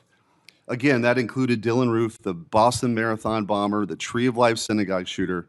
Did you know that the White House was using your recommendations as a PR stunt? Sir, I have no idea what document you're referring to currently. Well, let me just ask you in general, did you know that they were planning to message around your commutation? Sir, I was not an employee of the White House. Okay, I I'll didn't take work- that as a no. I'll take that as a no, but they used your ridiculous recommendation as a veneer of legitimacy. Document 2. I was called here to talk about Mr. Blanche's nomination. Yeah, I for know that's what you Attorney thought General. you came here to talk about. But the reality is your credibility is gone. You can't come here and do the political bidding of the Biden administration. And then when you're called out on that and being fired, and thank God you're being fired. You know what I really think? I think you thought you came here and you're selling merch, by the way. Do we have the hoodies that are up for sale? You sell merch. Let's show the hoodies. I think you came here thinking that you were going to be ordained the high priestess of the resistance. That's what I think. That's why you're denying simple facts that you authored the memo commuting the sentences. Everyone knows that. And we have documents now from the White House that they use that memo as a PR stunt. And so the idea, you have no credibility to talk about Todd Blanche. You have none. You've come here, you deny basic facts, you recommended the commutation of murderers. You gave no quarter at all or any time to the victims of these brutal murders. So again, I can't believe you've been called here by the other side, but I'm glad we've had an opportunity to expose your hypocrisy. Thank you, Mr. Chairman. Senator Hirano. Thank you, Mr. Chairman. I thank all the witnesses for being here. As a continuation of the confirmation process for Mr. Blanche, we are here to determine whether or not Mr. Blanche, who continues to be President Trump's lawyer and all that that implies, should be the Attorney General of the United States of America, who is supposed to be defending the Constitution, not the President. Ms. Bensky, thank you so much for being here and for all of the other Epstein victims. Mr. Blanche was asked whether he would meet with you, and because we knew that he had refused basically to meet with the victims of the Epstein crimes. And he offered apparently yesterday, and he made some excuses about it not being appropriate for him to meet with the victims directly. Why, I do not know. Understand, yeah. But he offered up a staff person, and I understand that a staff person from his office contacted you and others, and offered to meet with your counsel. Is that correct? Not with you directly. I am not aware of a staffer reaching out. I can ask, but We have not heard from a staffer. No, we have not heard from a staffer in the last Okay, 24 hours. let's get that clarified. Did I misunderstand that, in fact, yesterday, when he said, I have a staff person here and we can get this done today, Yeah, that they have not contacted you? they have not contacted us, no. He also said that it would not be appropriate for him to meet directly with you. So We don't understand. not only is his staff have they not contacted you, as he indicated yesterday, that this could all happen yesterday, he continues to make excuses, as far as I can tell, for not meeting with you, in spite of the fact that he met for hours with Ms. Maxwell. Why is it so important? Can you tell us once again, why is it so important Yeah, for you and the other victims of Epstein's crimes to meet with Mr. Blanche personally? Thank you for the question. I think that if a victim comes and reports a crime in the FBI, what is the first thing that they do?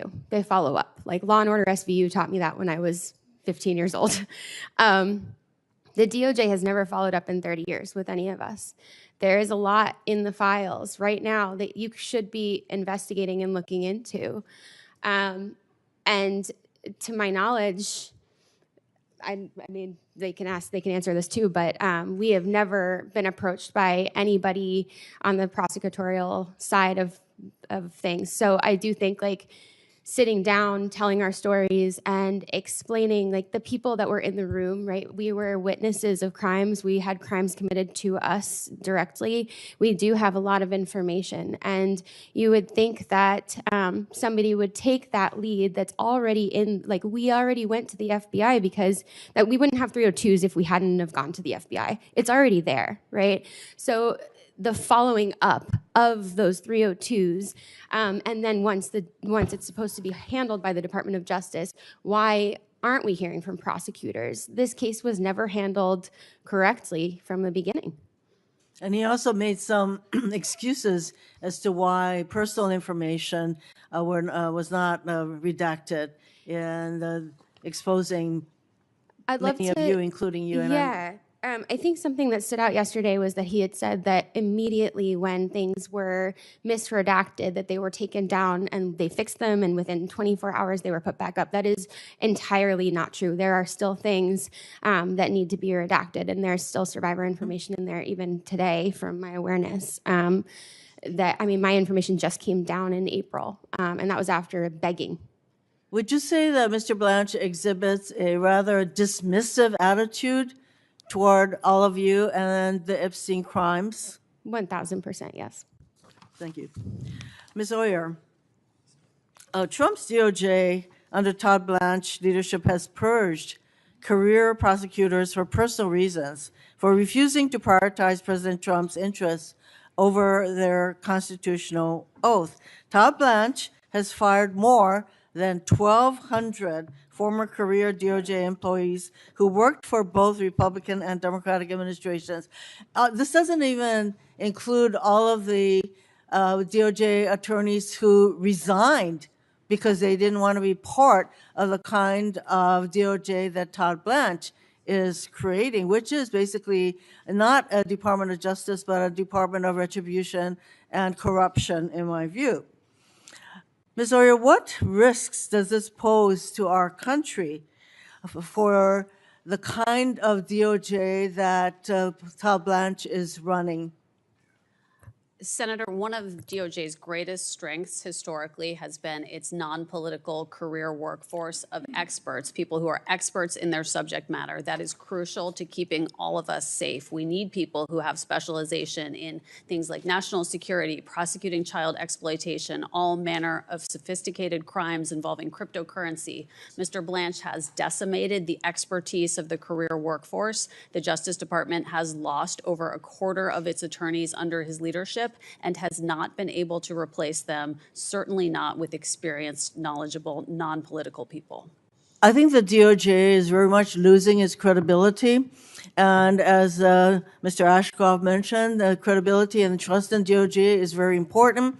The rule of law is very important. We have a president who does not believe the rule of law applies to him, and his attorney, Mr. Blanche is helping the president, proceed with his basically anti-rule of law agenda. I thank everyone for testifying today. Thank you. Senator Booker. I just want to start off by saying, Ms. Oyer, I hold you in the highest esteem and respect, especially what you're doing now as a private citizen. You use a platform to educate people about the law. It is technical, but yet accessible. And the badgering you just endured, it should be completely unacceptable. You were asked to comment on things you didn't have before you. The treatment here, to me, is just outrageous, and I apologize on behalf of the United States Senate. This idea that as a private citizen you can't sell things is insulting to me when we have Kash Patel, our sitting FBI director, selling merch on his site. When you have a president of the United States hawking the Bible, and yet you as a private citizen who has a platform to inform people about the law, how dare we make such an accusation when the mockery of justice, the exploitation and the grifting off of their offices has never received criticism from that side of the aisle. And yet they want to demean you as a private citizen for engaging in commerce. That's ridiculous. In addition to the fact that you were a career public servant for your entire life, you were a public defender, underpaid, overworked, not for a year, not for 5 years, but for years. The dignity and the service you have brought, no matter whether we disagree with your politics or not, should merit the praise of every single senator here. So I apologize for what you endured. I thank you for the service you've given to this country. And on matters of horrible killings, horrific acts, these are complicated matters. I hold here, and I'll submit this for the record, people who were victims, families, survivors, who wrote letters to the President of the United States asking not to have the death penalty put there. And I understand there's differing views, but you are put in those complicated decisions to write career memos for the president to make decisions about who's pardoned and not. And so I am sorry. What I witnessed, I came late to the hearing, was just unacceptable to me. And I am grateful, as somebody that follows you, that reposts your content, I am grateful that you're here. Thank you. I want to say, I didn't hear that on the microphone. Senators enjoy praise. So what did you say? Thank you, sir. Thank you very much. I appreciate that. I appreciate that. I just want to say, before serving as a pardon attorney, I pointed out that you were a federal public defender with clients in the Bureau of Prisons. Was it customary process for transferring a Bureau of Prison prisoner from a low security prison to a minimum security camp? Was that standard practice? That was unheard of. Unheard of. It's against BOP policies. What role does the Deputy Attorney General usually play in that process? Usually the Deputy Attorney General would have no role in designating or transferring inmates. No role whatsoever, yet the Todd Blanche went directly and met with him. Are you aware of any person serving time for child sex trafficking like Ghislaine Maxwell being transferred from a low security prison facility to a minimum security camp?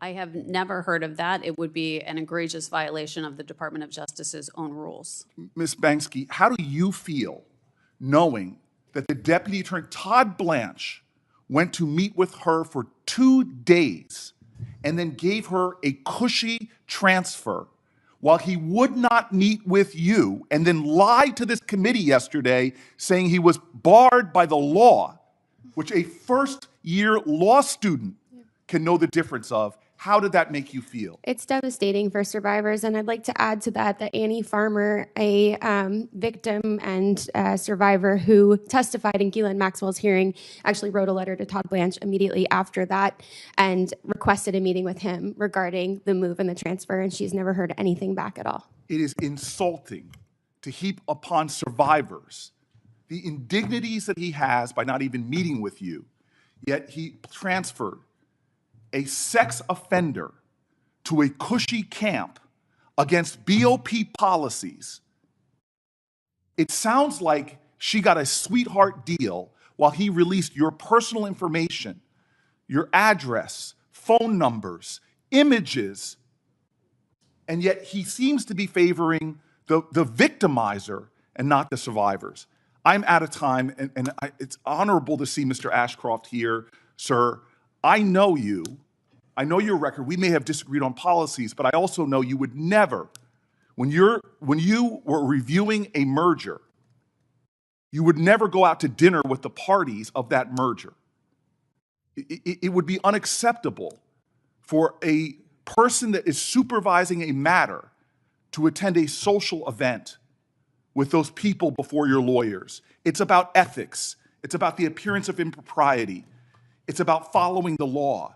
This nominee has not followed the ethics laws, has not followed the urgencies for avoiding the appearance of improprieties, has broken a bipartisan law passed by Congress, has demeaned and degraded survivors of sexual violence, and has shielded the president by some kind of deal we know nothing about that allowed her now to be transferred to some cushy camp that has never been done before with sex offenders. This man should not be in this office. I cannot believe we're going through this farce when his record alone should make him disqualified, not to be the Attorney General, but for even being employed by the federal government. Thank you. Senator Welch. Thank you very much. First of all, Ms. Boss, thank you so much. And I fully support your advocacy that the Department of Justice have as a priority, focusing on victims. And I also want to express to the Epstein victims my appreciation for allowing me to be with you yesterday and be so uplifted by your support for one another and all you've done to ennoble the rights of victims and the strength of victims to recover. Thank you very much. Mr. Ashcroft, I wanted to first of all say we seem to have a problem in Missouri with attorney generals not being able to keep their job. They all end up in the U.S. Senate. You started quite a trend with Mr. Hawley and Mr. Schmidt. Well, in all deference, it should be remembered that a very important member of the Senate named Jack Danforth That's right. had previously served as Attorney General of Missouri. So myself excluded, I have been privileged to be in a line of individuals that I believe have rendered very significant and valuable service to this nation. Well, I think you, thank you, and I agree with that. And I think, first of all, I want to express to you how much I've admired your career. And I think that being an Attorney General is probably the most difficult cabinet position. And one of the things that's required is that you give advice to the president, and it may be advice he doesn't want to hear. And, you know, I remember March of 2004 when you were recovering from an illness and Mr. Comey was the acting Attorney General.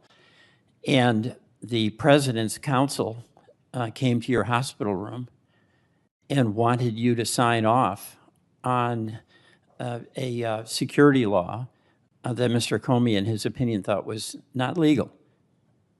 And you said that was Mr. Comey's decision because he was the acting Attorney General. Is that right? I believe that the the written reports, you know, it's been in novels and other things, and I have no reason to contest what they've said. Right. I was in bed with a morphine pump in one hand. I was in what you call, what do they call this, intensive care. And but the bottom line here is that the president wanted an answer to permit him to proceed, but it was the opinion of Mr. Comey at that time that that was not legal. And this raises really what I think is the heart of what is so challenging to be Attorney General. The president is the executive, you serve in his cabinet, but there are times when an Attorney General has to say no. Is that correct? No attorney ever is a good attorney who doesn't tell his client the truth. Right. And it's important that the client trust the attorney. and I so appreciate can accept that. And so I believe that the Attorney General is sworn to the Constitution of the United States. And not to an individual. The answer is to the President. He is sworn to the Constitution. That's exactly right.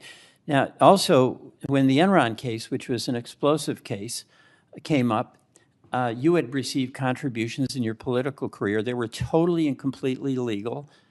But my understanding is because of that and the appearance of a potential conflict, you recused yourself from that case, correct? I wish I remembered things, especially things you say are favorable about what I've done. but it's over 2 decades ago that I did a lot What of you these did, Mr. Ashcroft, is what needs to be done. You said it. It's the Constitution who's your client. It's the American people who are ultimately your client. And you have to give that direct and candid advice to the executive, who is the president. So that's my question about Mr. Blanche. It's not his competence. It's not that he's got an ongoing relationship.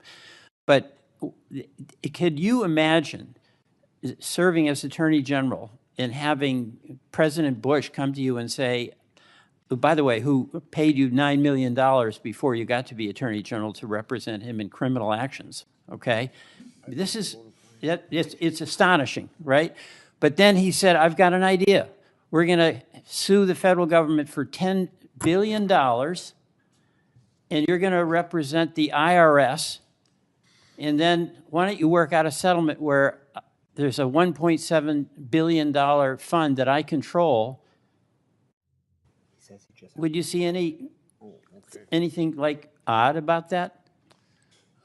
I didn't have that situation. I didn't have a president that had been the subject of illegal disclosure of his activities. No, but criminal disclosure. I want to get to your judgment on this because but I swore to tell the truth, the whole truth, and nothing but the truth. That's a big challenge in an oath, and so I want to give my answer and not your answer, although I respect your question. No, but what I'm asking, you have incredible credibility, incredible character, incredible credibility is kind of almost like Senate speech. Right, but unbelievable believability. I mean, no, yes, I was in this body myself and sat on that side of the dais, but well, you wouldn't have had that reputation if you were a senator. I mean, this is because you stood up to the president. Oh yes, I would. I was honest as a senator. I have to. I confess my faults from both eras, both my legislative. I'm just going to finish. Thank you for your indulgence. But number one, when you saw that there was the appearance of a conflict, you did not continue representing the government in the Enron case. Number two, when it came to a president's demand on something of vital concern to the president, a national security law, surveillance law, where it was the opinion of your department that it was illegal, you stood up to the president and didn't cave. I respect that, and I believe that's the obligation and the burden of whoever serves as our Attorney General. Mr. Blanche does not share that. I thank you for that respect. I hope when I grow up I live to do things right. Senator Tillis. Mr. Ashcroft, and to all the witnesses, thank you for being here. Mr. Ashcroft, I told the chairman, or I told the chairman's staff I had one question, but like John Kennedy, it has two parts. My first question, Mr. Ashcroft, I mentioned yesterday that I'm disturbed with the political physics going on today. If you think about the Obama administration, they had vindictive prosecutions. President Trump came in, more or less matched up on some of it. President Biden comes in, goes a little bit further, and this administration seems to me, when we're doing 8647, we're doing indictments for that, unless there's it's an active investigation, but that's a reason to bring Mr. Comey and do a perp walk because he arranged shells 8647 on a beach in North Carolina. That's all we know right now. It just seems like, it seems to me like there's a continuing, this exceptional nation we are. Americans always want to do better, get bigger, higher the next time. Am I wrong, or am I perceiving a continued escalation of prosecutions, that some of which really, because of the way that they're being adjudicated, they're not being successful? it just seems to me that we're like shooting, shoot, ready, aim on some prosecutions. And I'm not only talking about the current Trump administration. I'm going back to the Obama era. Do you agree with me that there seems to be a trend that each administration, we seem to be upping it of late? I'm not sure I could quantify any disenchantment. Okay, that's okay. I believe That's I fine. believe I that think partisanship. Yeah. And no, that's okay, Mr. Ashcroft, because I'm going to live up to my promise to yield back some time. My point, I'm a management consultant. I'm not an attorney. I'm not a prosecutor. I'm not a law enforcement officer. But I deal with facts and empirical data pretty well. I guarantee you, I can give you a list of cases and a list of investigations, a list of vindictive audits. And every year, it's like from 2008 to 2012 to 2016 to 2020 and 2024, one party is going to have to actually be an adult in the room and stop it. And our members here need to stop having situational ethics where they're only opposed to it when the other party's in power. But that was not my question. Yesterday, before the hearing, and Mr. Blanche, I have a positive predisposition to, just so that everybody knows. I have not made a final decision. But Mr. Blanche said very quickly yesterday that he would meet with the victims, the Epstein victims, today, if it could be arranged. Well, right now, the markup, if you all don't know procedure here, after this hearing is done today, next week we'll hold it over. The earliest possible markup would be 2 weeks from now. And because it seemed to me that Mr. Blanche was willing to say that he would meet with them and counsel, I understand the restriction that counsel has to be present. I expect that meeting to occur before I'm willing to vote out of this committee. And I'm trying to get to yes. But this is a very important part of getting to yes. There should not be any reason why, based on what Mr. Blanche said yesterday, if he said that he would do it today, then he can certainly do it over the next 2 weeks. Thank you, Mr. Chair. I yield back. Yeah. Talking about what you said, what advice or how political Attorney General office is, I remember that Holder said he was a wingman for President Obama. That's exactly right, Mr. Chair. And anybody who comes up here and steps up on their pulpit, and then all of a sudden I can go back and see of record the absolute silence of Democrats when Biden and Obama did the same thing. I'd love to see a Democrat who has taken the position that I have with an administration that shares my jersey, because that's the only way this nonsense stops. Senator Schiff.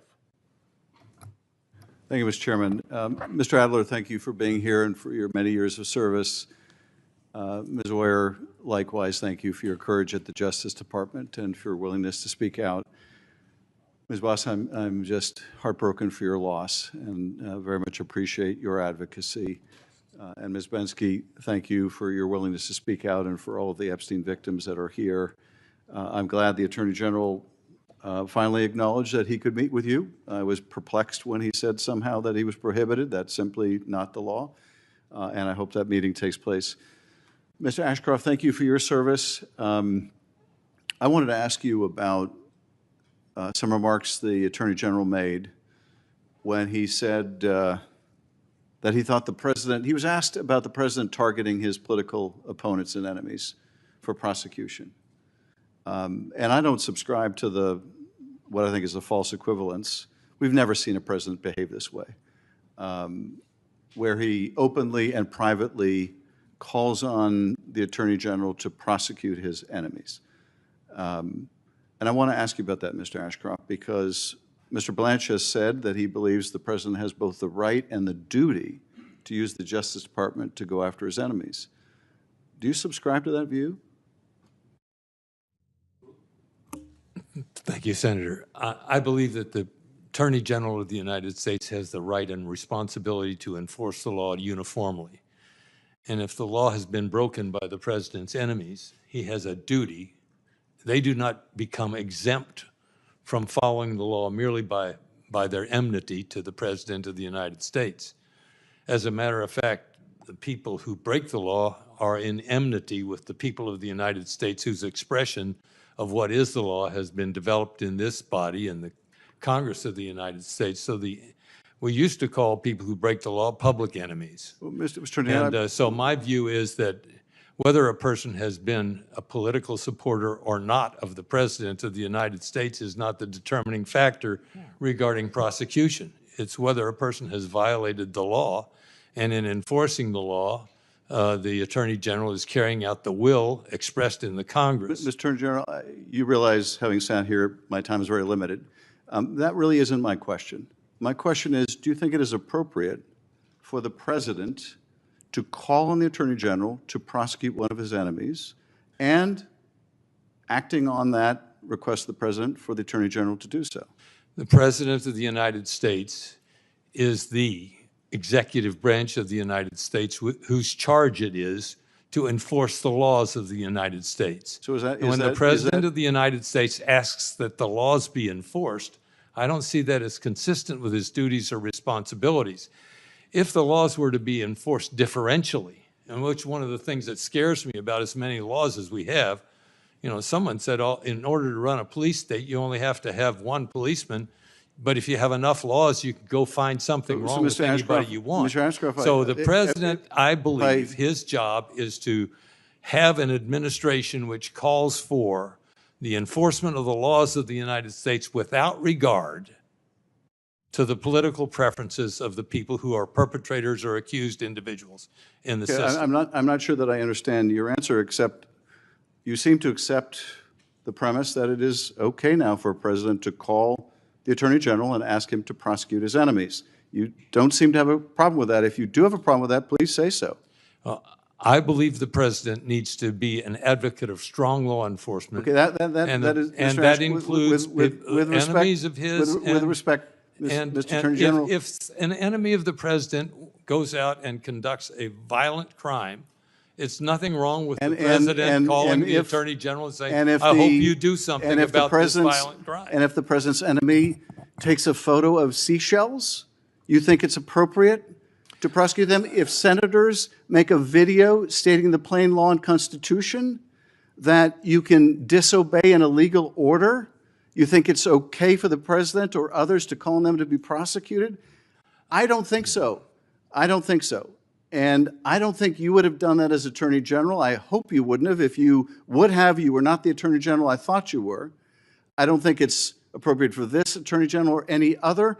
And I don't remember seeing, notwithstanding the false equivalence I hear expressed so many times from my colleagues in this committee, I don't remember any Democratic president calling the Attorney General and saying, you need to prosecute him, and you need to prosecute her, and you need to prosecute them, and you need to go after this organization. We have never seen that before or anything like it.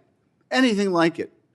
And generic statements, oh, they all do it, is simply not the case. And by making that argument, it just further erodes the wall of independence that I'm sure, Attorney General, you remember after Watergate, when because of the abuses of President Nixon, there was an effort to make the Justice Department independent from the White House, not completely independent in the sense that the President couldn't set general priorities. I want you to emphasize these cases and these cases, whether it's immigration cases or drug cases.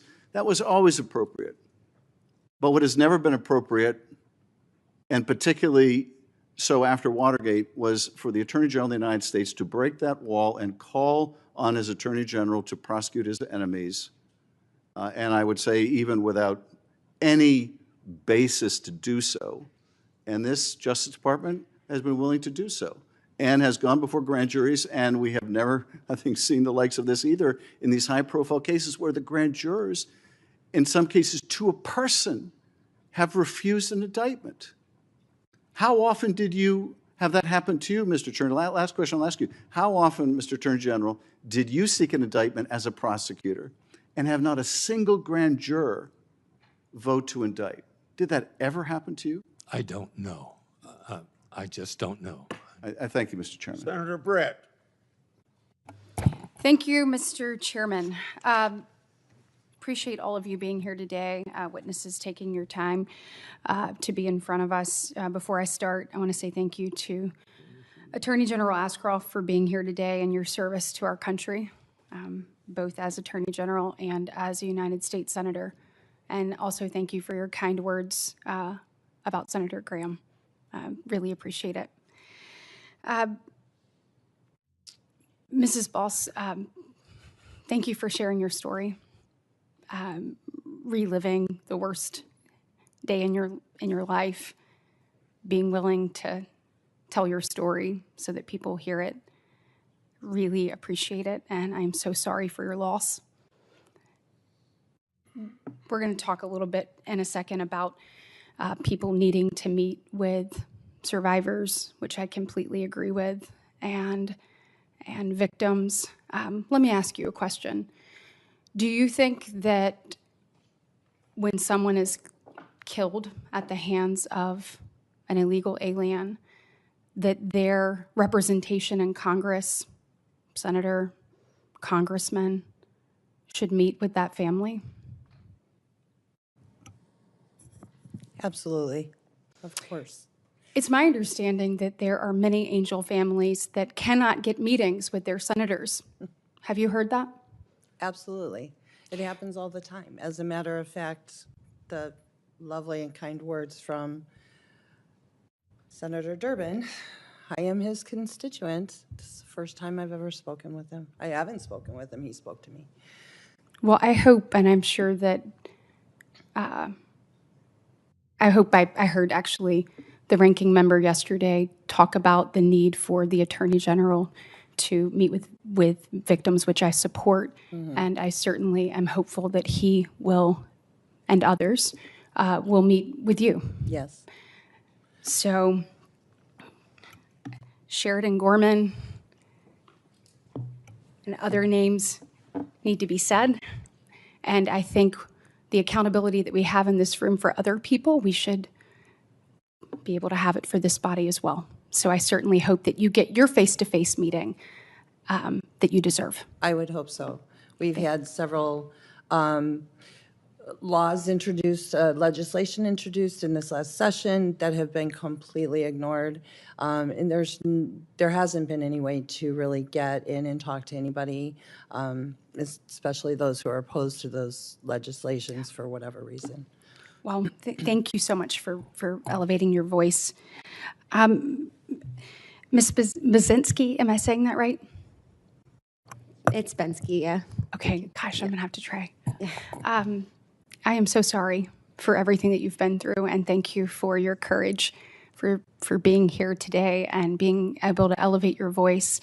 I completely support your quest to be able to be heard, to obviously for victims to be protected, and for us to pursue every lead possible. And, you know, I do believe after my conversations with the Assistant Attorney General that he is going to pursue those. Let me ask you this. Were you asked in the previous administration, did you ever have an opportunity to sit down with the then Attorney General, Merrick Garland?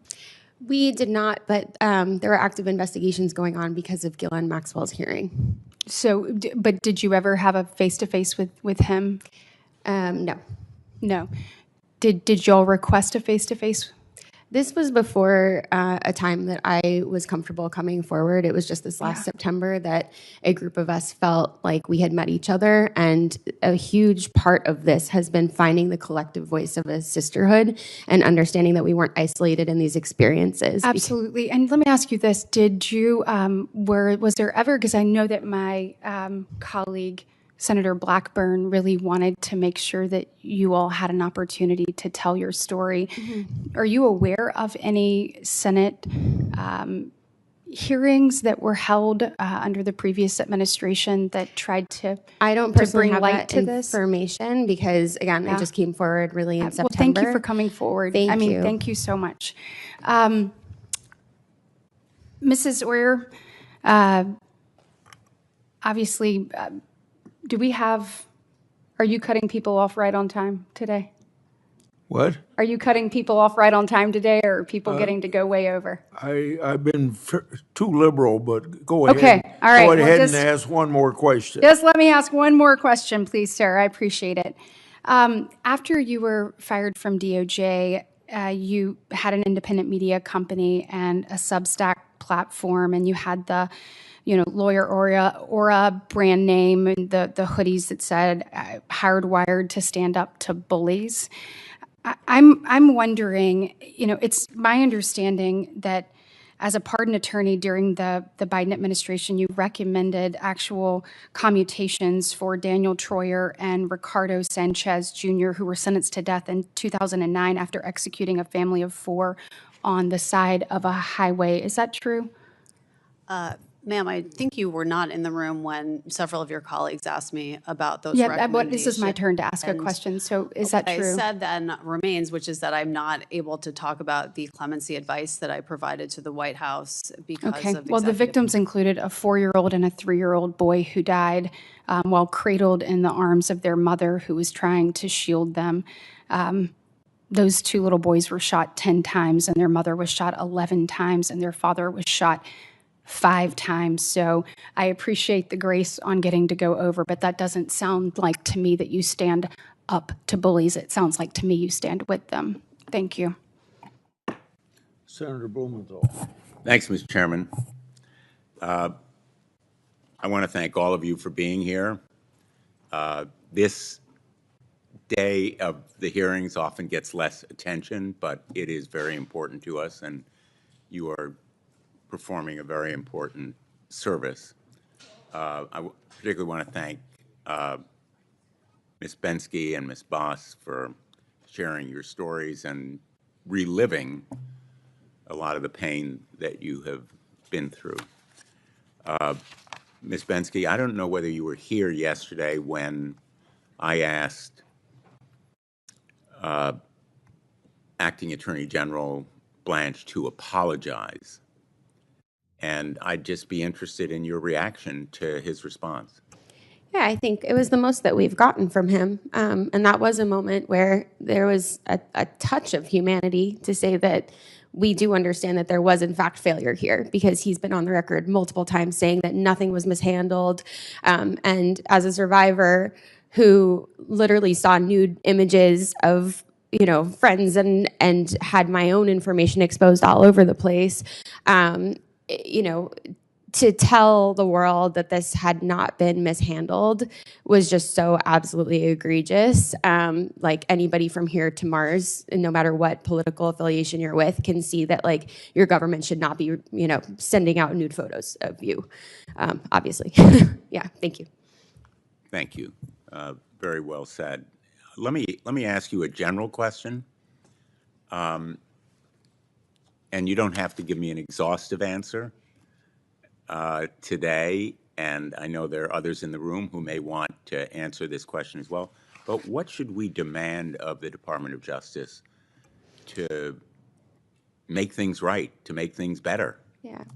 We've always just been looking for accountability and for this case to be handled correctly, because even from the very start of this case, we have not seen it handled the way anybody would normally prosecute something. So we are looking to get to the bottom of why our perpetrators were never held to account.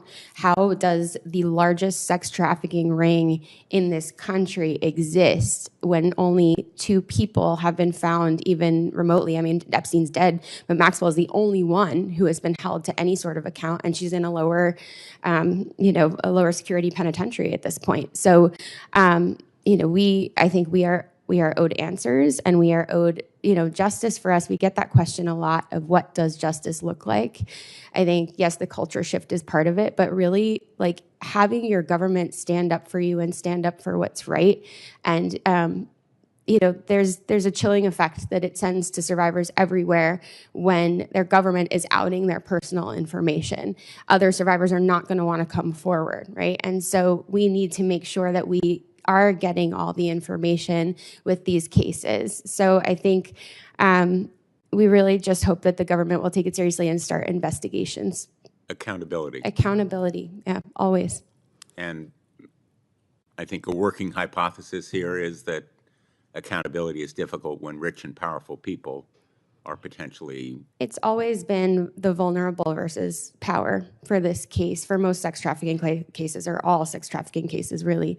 And it is about how the powerful consistently exploit the vulnerable. And that is what we see a lot. I mean, I have a 6-year-old son, and I teach him that accountability matters every single day. And I hold him to account. Why can't we hold our government to account? Well, I will just say your voice and face has been a very powerful antidote to the wealth and power that may be brought to bear here. And I hope that this forum will encourage you and others to come forward as you've done so courageously. Thank you so much. Yeah, I do also want to mention that Virginia Giuffre has been monumental in all of this, and I think it would be unfair to not name her because her deposition holds the key to quite a few things. So if you started her deposition, you can start really investigating. Thank you. Ms. Oyer, I want to ask you about the pardon that I mentioned yesterday. I asked Todd Blanche about it. David Gentili, sentenced to 7 years for a multi-million-dollar fraud scheme that involved a 7-year sentence. He served 12 days of it before he was pardoned. He boasted to his fellow inmates that he was going to pay $2.5 million to someone to get him out. Father Frank Mann told one of his parishioners that he had talked to President Trump to get David Gentili out of prison. These are facts that have been publicly reported. The investigation into the potential impropriety of this pardon was shut down, allegedly, by high officials in the Department of Justice, talking to the U.S. Attorney in the Southern District of New York, Joe Nocella. I know you're not familiar with the facts. I'm not going to ask you whether you believe that that reporting is true. Mr. Blanche never denied it. He basically said, well, it was a leak. Sometimes leaks actually involve truthful information. But the point that I think is lost here is that that pardon involved $16 million in forfeiture to innocent victims, many of them retirees who were depending on that money to survive. And he will no longer be required to do restitution. So his ill-gotten gains, some of which he may have used to pay for his clemency, so to speak, are not going to go back to the people who were cheated, his victim, as a result of that pardon and clemency. So I guess my question to you with this introduction is essentially, are victims and survivors often re-victimized by pardons that are unjust or unfair to them? And shouldn't we have them given a voice and recognize the Constitution gives the president unlimited authority? And it's one of those powers that's unchecked, rarely. But isn't there a need to give the victims a voice in this process? Yes, Senator. The millions of dollars that Mr. Gentili stole from his investors, unfortunately, are a drop in the bucket of the restitution that victims have been deprived of as a result of President Trump's pardons. He has forgiven over $1 billion in restitution that is owed to victims of fraud, as well as money that is owed to taxpayers by people who committed white-collar crimes and who have served, in many cases, none of their sentence and repaid none of their money. That is not consistent with the regulations that the Justice Department has in place for evaluating applications for pardons. The Justice Department historically has looked to see that people have repaid their debts before recommending clemency, but this president is using clemency in a strategic, transactional way to forgive huge amounts of debts owed to taxpayers and crime victims. Senator Durbin. Mr. Chairman, in closing here, I would like to make a couple points. Please do. First, I understand that the senator from Alabama mentioned my name while I had stepped out. Ms. Boss, anxious to meet with you. I hope we can do it soon, maybe even right after this, because I know it was hardship for you to make this journey here to testify from Illinois, and I don't want you to have to wait to see me. I want to meet with you now, and we can talk as soon as this meeting adjourns, if it's okay with you, if it fits in your schedule. Let me say a word about Ms. Hoyer. I'm glad that the senator from New Jersey said what he did about you. I believe the fact of the matter is that most of the things that were brought up today in this hearing about your activity related to a decision by the Biden administration as they were leaving office to turn death penalty convictions into life imprisonment instead. Is that correct? That's right, sir. That reflects, I'll say this, you don't have to comment on this. I believe that reflects President Joe Biden's opposition to the death penalty. I share that opposition. There are people in the audience who agree with me and some who vehemently disagree with me. But America is divided on this issue. I didn't have this position my entire political career, but toward the end of it, I've come to the conclusion, as Justice Blackmun did at the end of his conclusion of serving on the Supreme Court, that he no longer wants to tinker with the machinery of death. The fact of the matter is, there are clear cases where one can argue a death penalty, and there are cases which we have found were wrongly decided, and people faced a death penalty or worse until evidence and other things were discovered at the end. That is my position. That was Joe Biden's position. That's why the cases which were brought up today are so serious.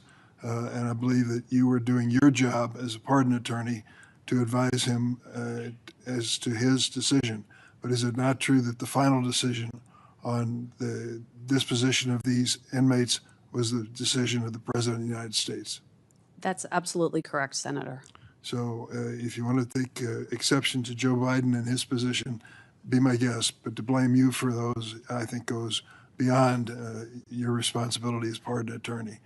And I would just say, I know the controversy behind this issue, but I feel that that's what led him to his conclusion. Ms. Binsky, thank you for bringing your friends with you today. It is great to see them, and I hope that what you heard from Senator Tillis is a promising possibility that he said he would not, I hope I'm saying this correctly, he wouldn't vote to confirm this nomination until there's been an actual meeting. That would be a dramatic work of progress for us to reach that point.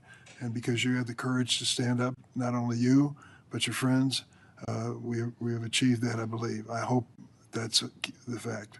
Thank you, Mr. Chairman. Yeah. Thanks to all of our witnesses for being here today and for traveling the long distances some of you have had to go. We're grateful that you did it.